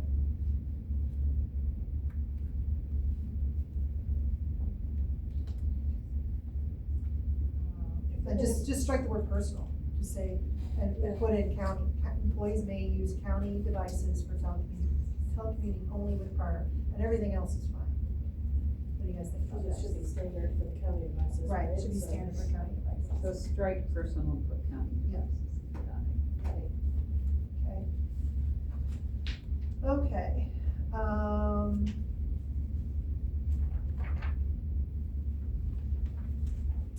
So page 39, he just was recommending a striking because of duplication. Well, and that paragraph above that clarifies what we were just talking about too. It says shall not use a personal computer. Right. So we could probably strike that sentence where it says Madison County will not reimburse the employee for long distance calls incurred due to a telecommuting agreement. Because in the paragraph above, according to Jeff, it says employees may use their personal phone to conduct county business while telecommuting, but shall not make long distance calls or other calls that incur charges. Yep. So we can, to his point, that was a duplication, so we can probably strike that, Kelly. Okay.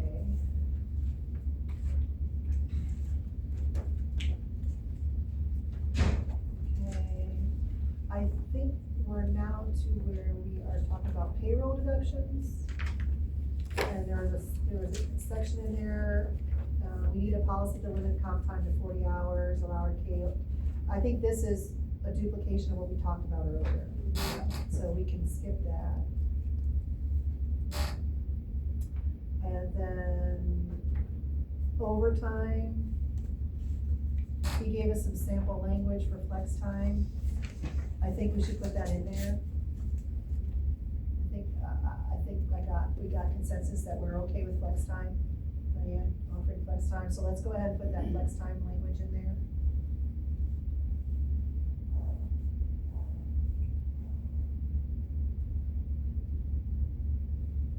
Okay, and then there's more language on that, the comp time should not be used before OT whenever possible. Requiring prior approval. I think since we're doing away with comp time, we're only doing overtime. Pretty much addressed it. Yeah, we pretty So much use addressed it, flex so versus just, open. yeah, flex, But flex is only for exempt. correct.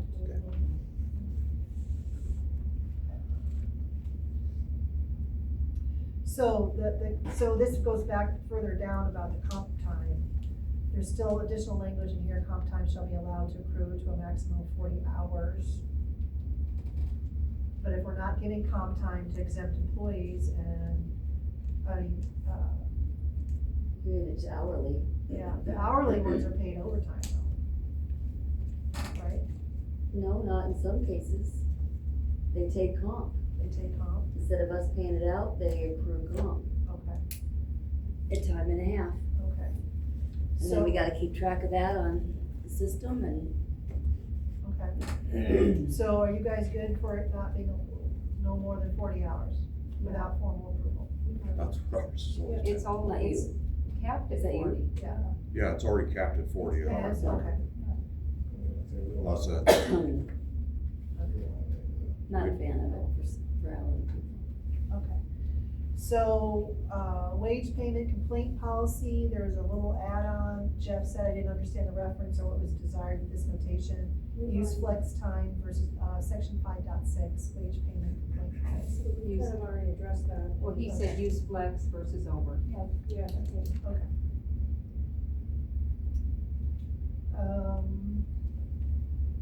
He recommended for, scrolling back down regarding the standard mileage rates, he recommended that we just have language say the current federal rate, otherwise we're changing our handbook.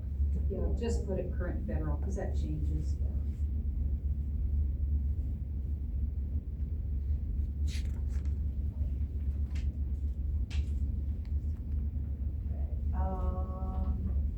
The next one was talking about adding Iowa House Bill 248 regarding equal treatment for adoptive parents. He said that your carrier will ensure your plan is compliant, so just, we don't need to have that sentence. So you're striking the new Iowa House back? Yeah. Yeah.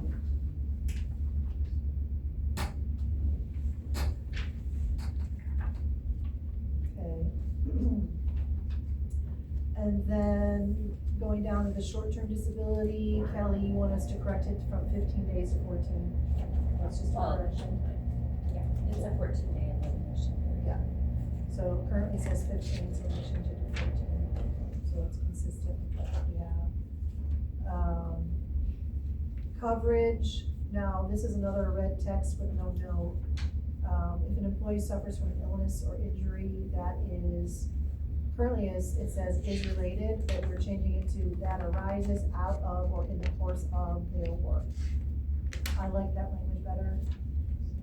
So I think that should stay or be replaced however it is, deadlines are working on. Okay, then going down to Workman's compensation and FMLA.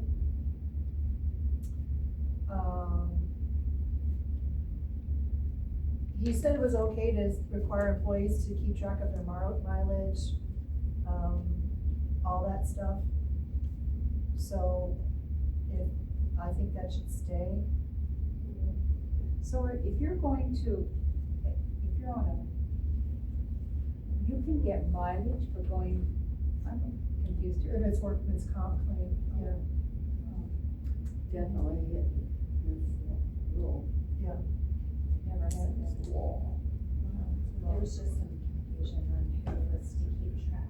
Some employees thought that, you know, it would be the auditor's office, and some people keep track of it on their own, so just to have that consistency.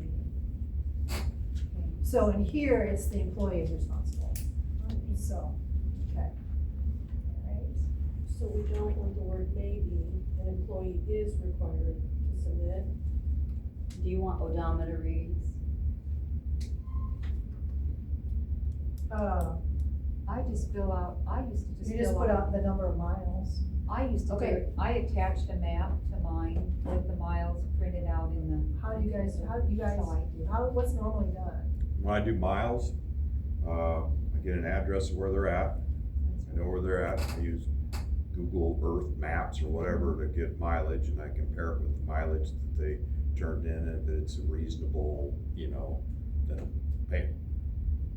If it's That's- I unreasonable, just thought it's, we were required to show the odometers, I just. that's hooked- fine too, it does. I just hooked I the don't, I just hooked the Google map to my request. Yes, Because that's what I do. that's That's what what, I if I do it, I go What ahead it and says is all. give you. Yes.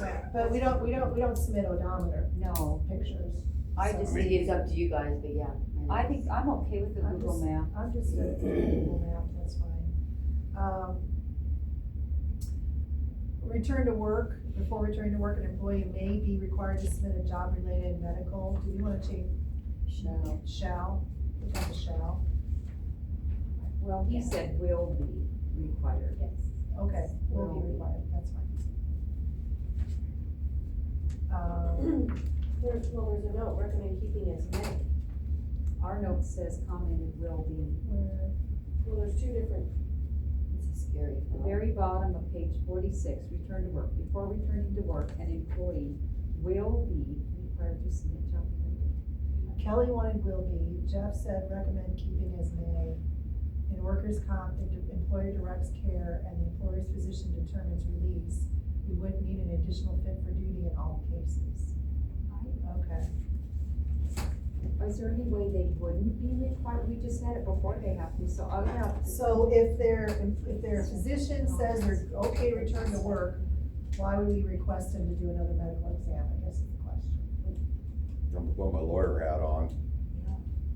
Will and may don't mean anything. Shall. So, not a point.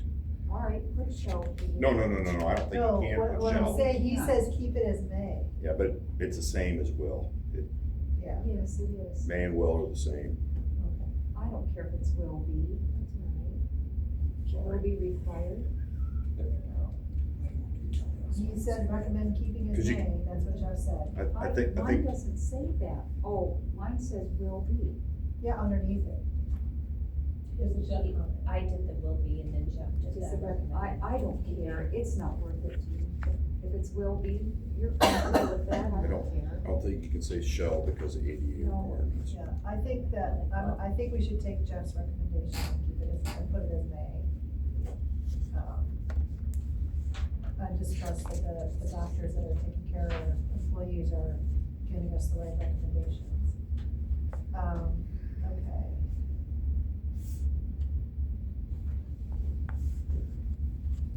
Okay, the next one I had is under time away from work, vacation. Kelly, you had questioned a monthly accumulation. Jeff had said most counties have accrual thresholds based on anniversaries similar to what you currently have. I feel like sometimes, you know, telling people that after a year, you'll have 5 days, that just seems pretty, that seems like a long time. I know they have personal and sick, it's just throwing it out there.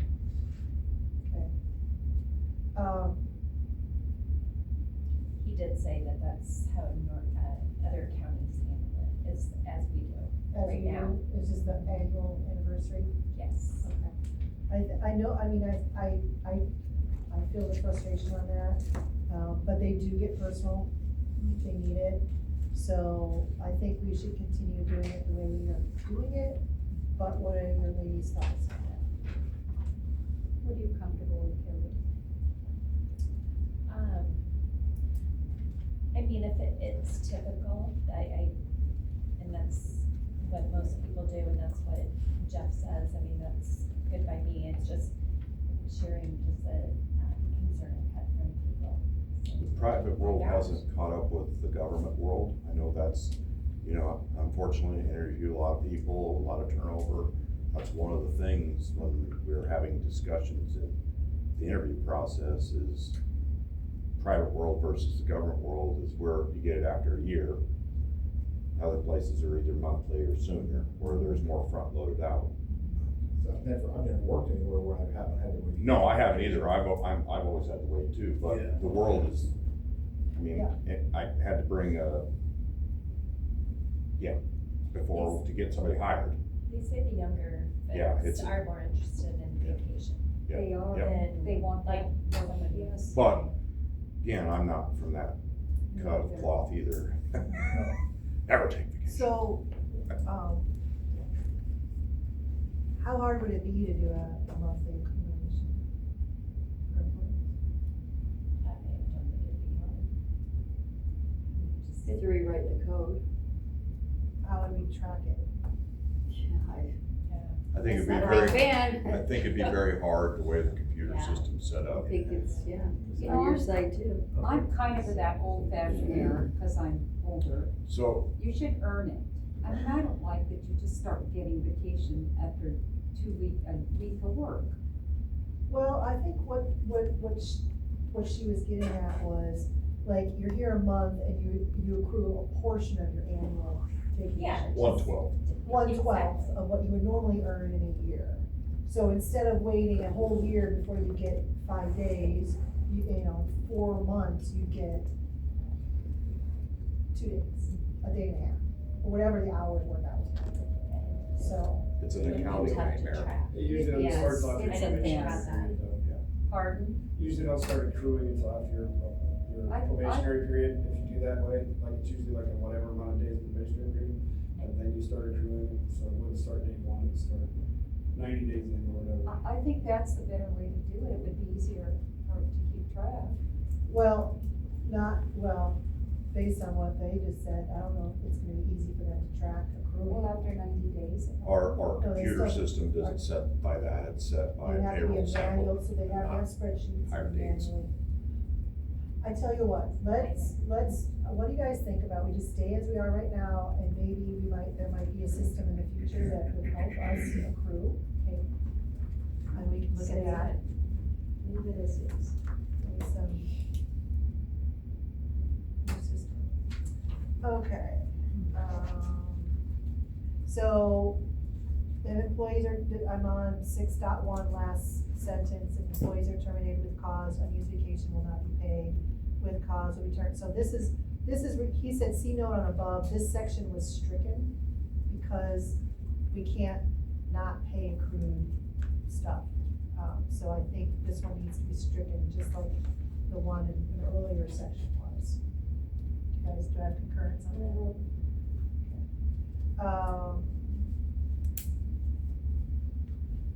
Okay, moving on, okay, Veterans Day, we added some language in there.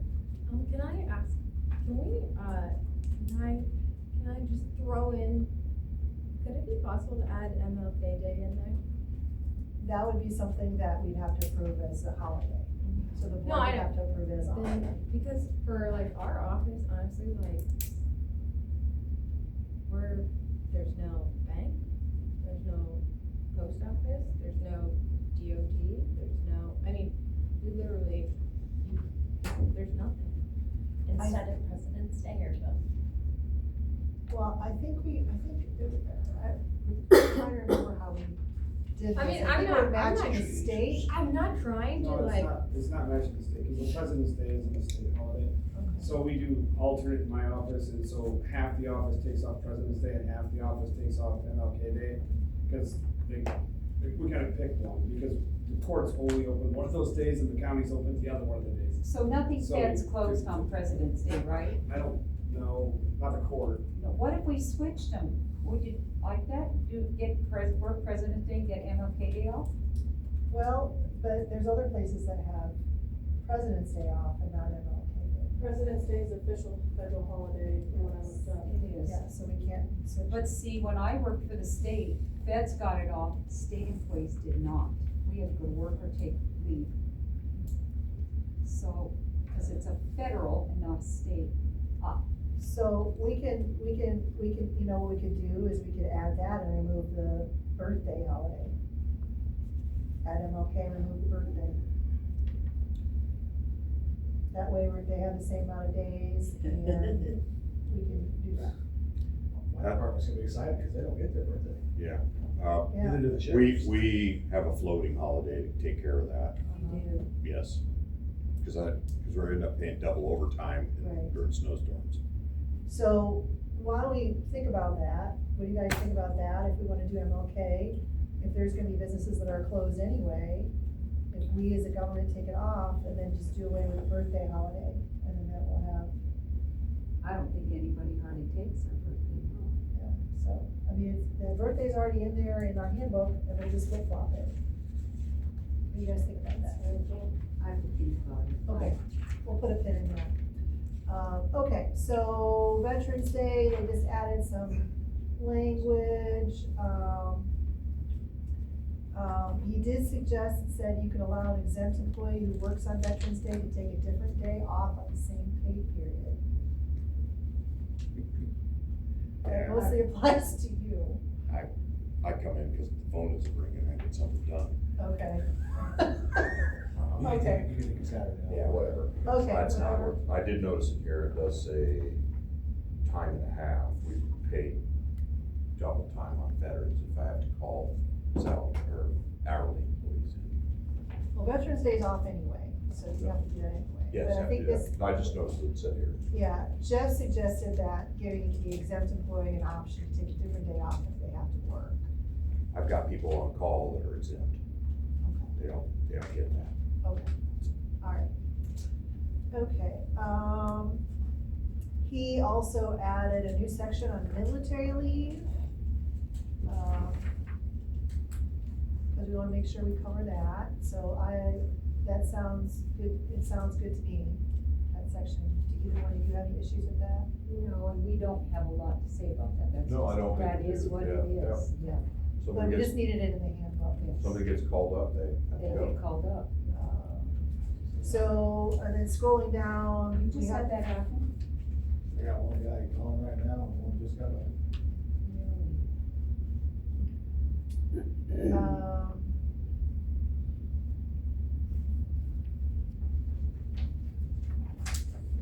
so, the same section, if employees are terminated with cause, personal time will not be paid with cause. Now, we've stricken this on earlier sections, but then he has a note in here, it says many employers who offer this additional personal leave choose not to pay it out at all, whether for cause or not. I don't think we wanna, I know we removed sick leave from being paid out, I don't know if I wanna remove personal time. But If they're we should just- terminated though with cause, I don't.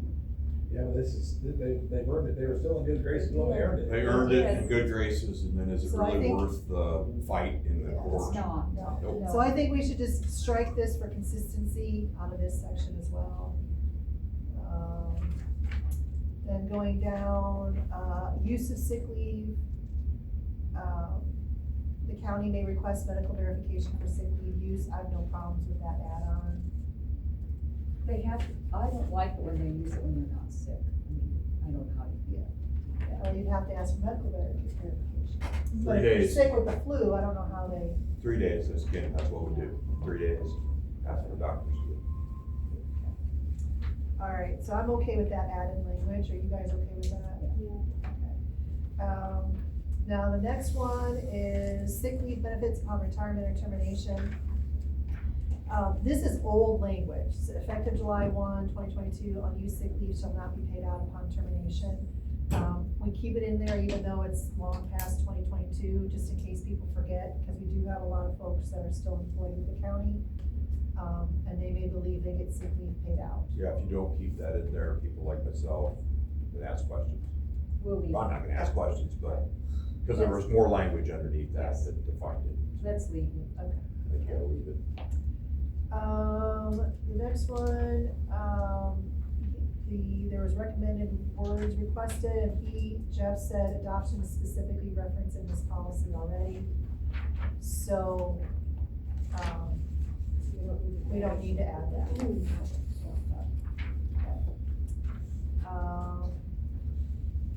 FMLA definitions, 12-month period, a rolling 12-month period following the first day of a serious illness or family event. It's just some housekeeping, changing of,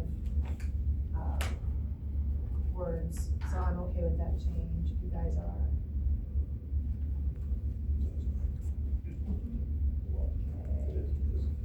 Sounds like it's here. Yeah. Yeah, I think it's somebody's.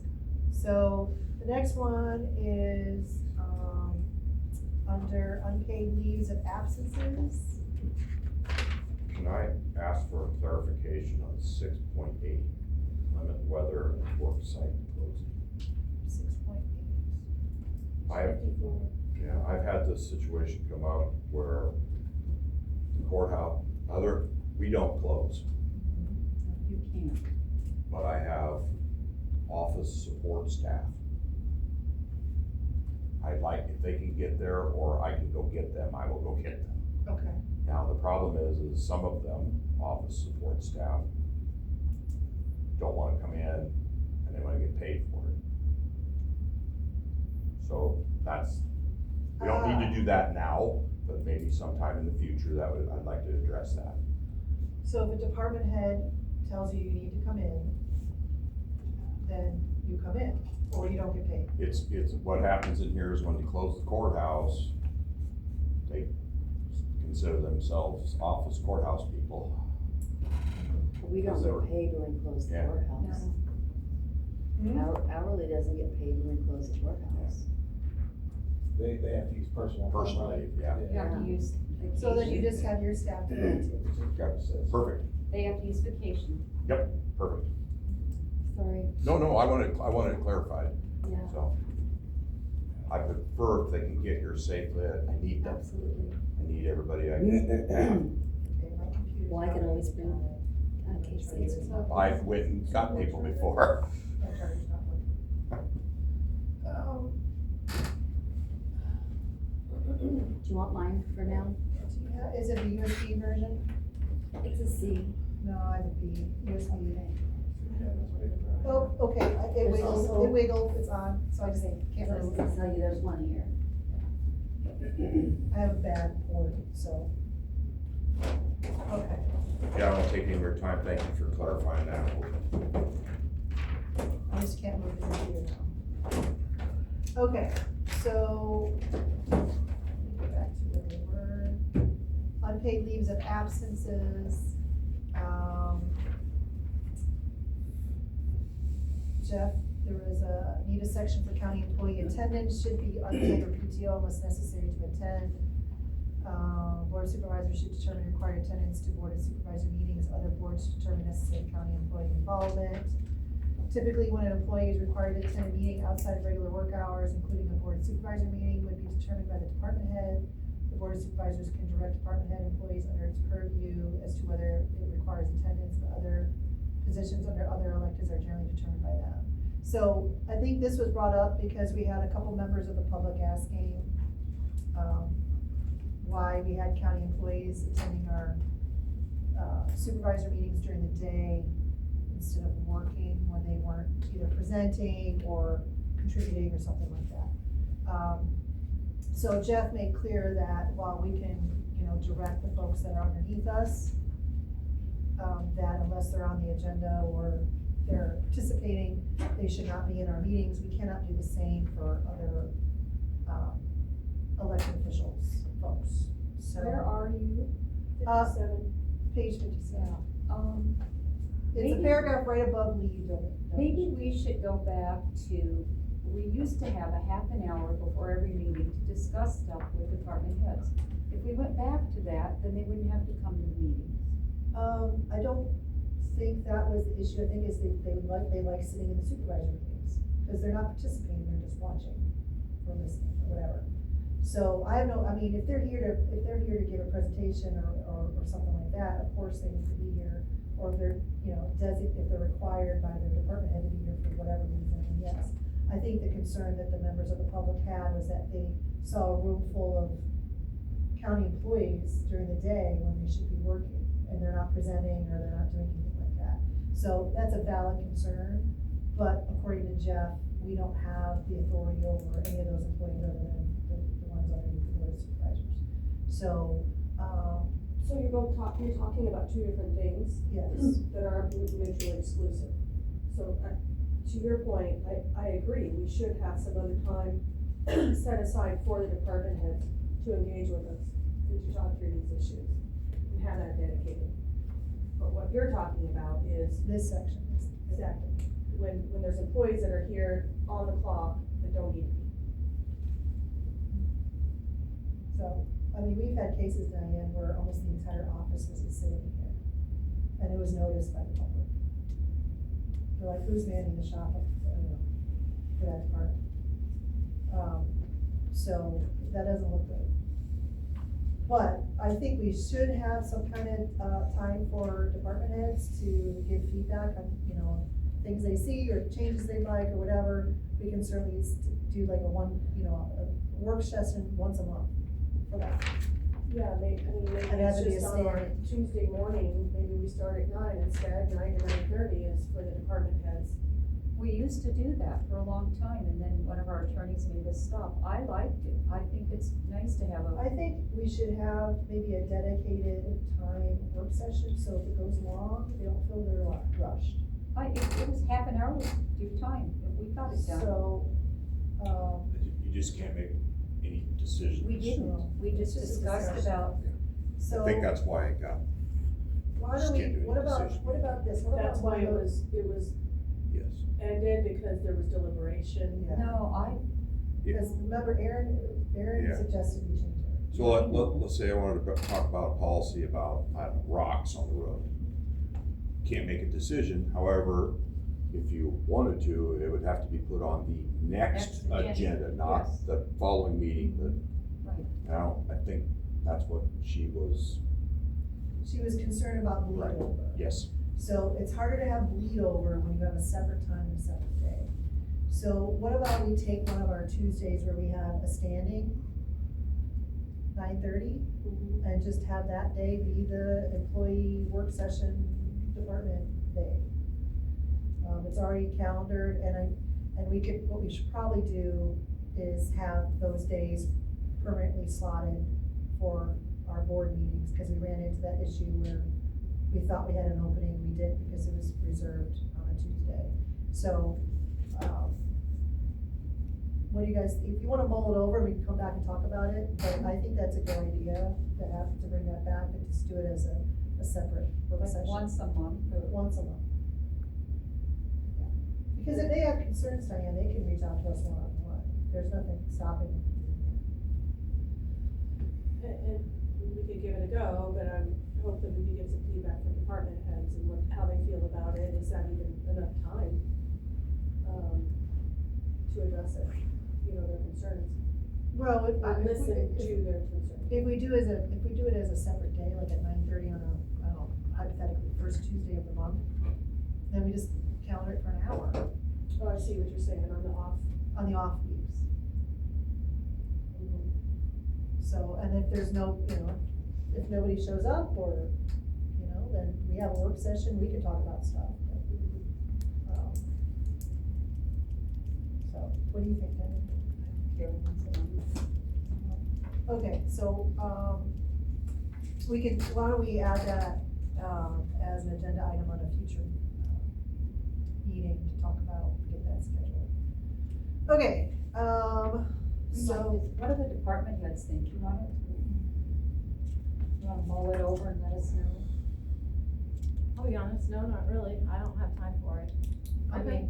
I mean this in the nicest, kindest way, but our meetings already take long enough, and I feel that I have to be down here, I need to be down here to know exactly what's being talked about. So, it is already, okay, So a let's thing have, for me to be down here, so what if we have Kelly send out your thoughts about a once a month staff meeting, and if you say no, then we'll not pursue it. Okay, that's fine. So that's what, how's that sound to you, department? Okay. Works. All right, so moving on. Cell phone policy, I think this is basically because of the state law change. This was provided by Jeff, so unless you guys have an issue, I have no issue. What page are you on? 59, Oh, yeah. under cell phone policy. You guys don't allow any cell phone driving. do you? Well, technically now, the law is you have to have hands-free. Do you allow, no, you don't, I won't ask that out loud. Okay, so there was a recommendation to add on to number 8, attend all mandatory safety meetings. He said that was a duplication of item 6, so we don't need that, we don't need item 8.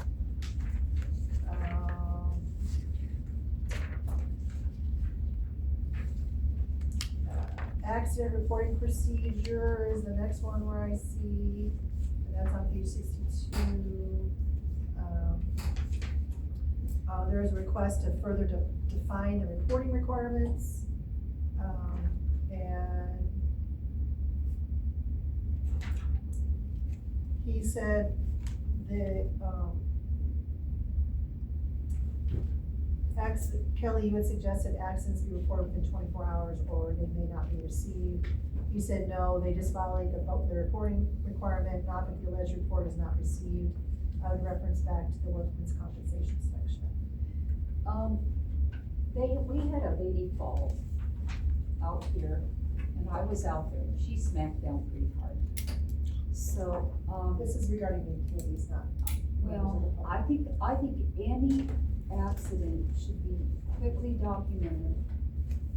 Oh, I agree. Any accident, I agree. employees, person, anything, But- quickly, We not, have a citizens, injury reporting, yes. set of forms. But I think, I don't know, why do we wait 24 hours for an employee? Why aren't you doing it right away? Well, It depends on, like, in our case, depending, like, if you lifted somebody like, I don't know about that, you go all day and then you know, that night you're like, or you wake up the next morning, you're like, oh. or you trip and fall and you land on your Yeah. knees and you're like, ooh, that You hurt. get up and you do your job and. Yeah, and then the next morning you're like, oh my gosh, I can't walk. Yeah, but you knew you fell, so why weren't you reporting that you fell? Yeah, well. Now, but that's we- a good point. See, With- with because My you previous fell. employer, even if you tripped and fell, even if you didn't hurt, you were still required to I report think it. you should be, because you fell. Or if you turn, you know, when you get in back of the ambulance, you turn around, you crack your face on it, you should, why would you wait? Well, You so crack- we do that 24 hours for like call the company nurse. If you just bump your head or you twist an ankle or you're not gonna call the company nurse probably. No, but I I'm think you not. should, I would fill out the accident report that you hurt yourself. Why wait? Yeah. You failed. Well, it says within 24 hours. I don't If they know, don't why bring- so if they don't long? bring it to me, I guess we can't know that. I think that That's gonna seems take like a a long cultural time. shift. Yeah. And so we can make sure that it's something the safety committee has acknowledged and recognized, that it's gonna take a cultural shift for all the department heads to understand that all this needs to be reported in a timely manner, and the employees also.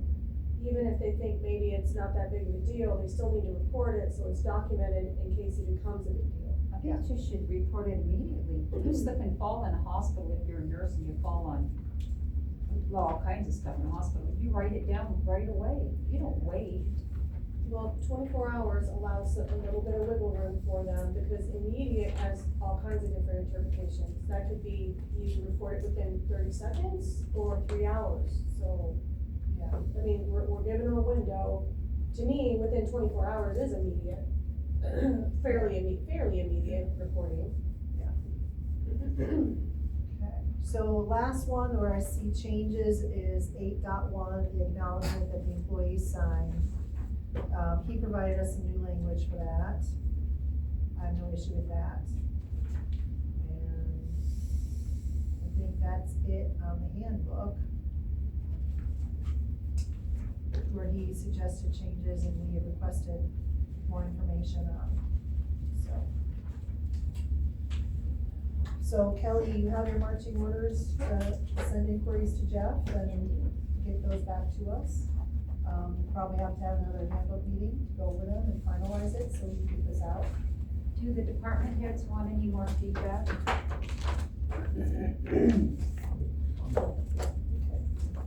Well, if there's nothing else, I'll entertain a motion to adjourn.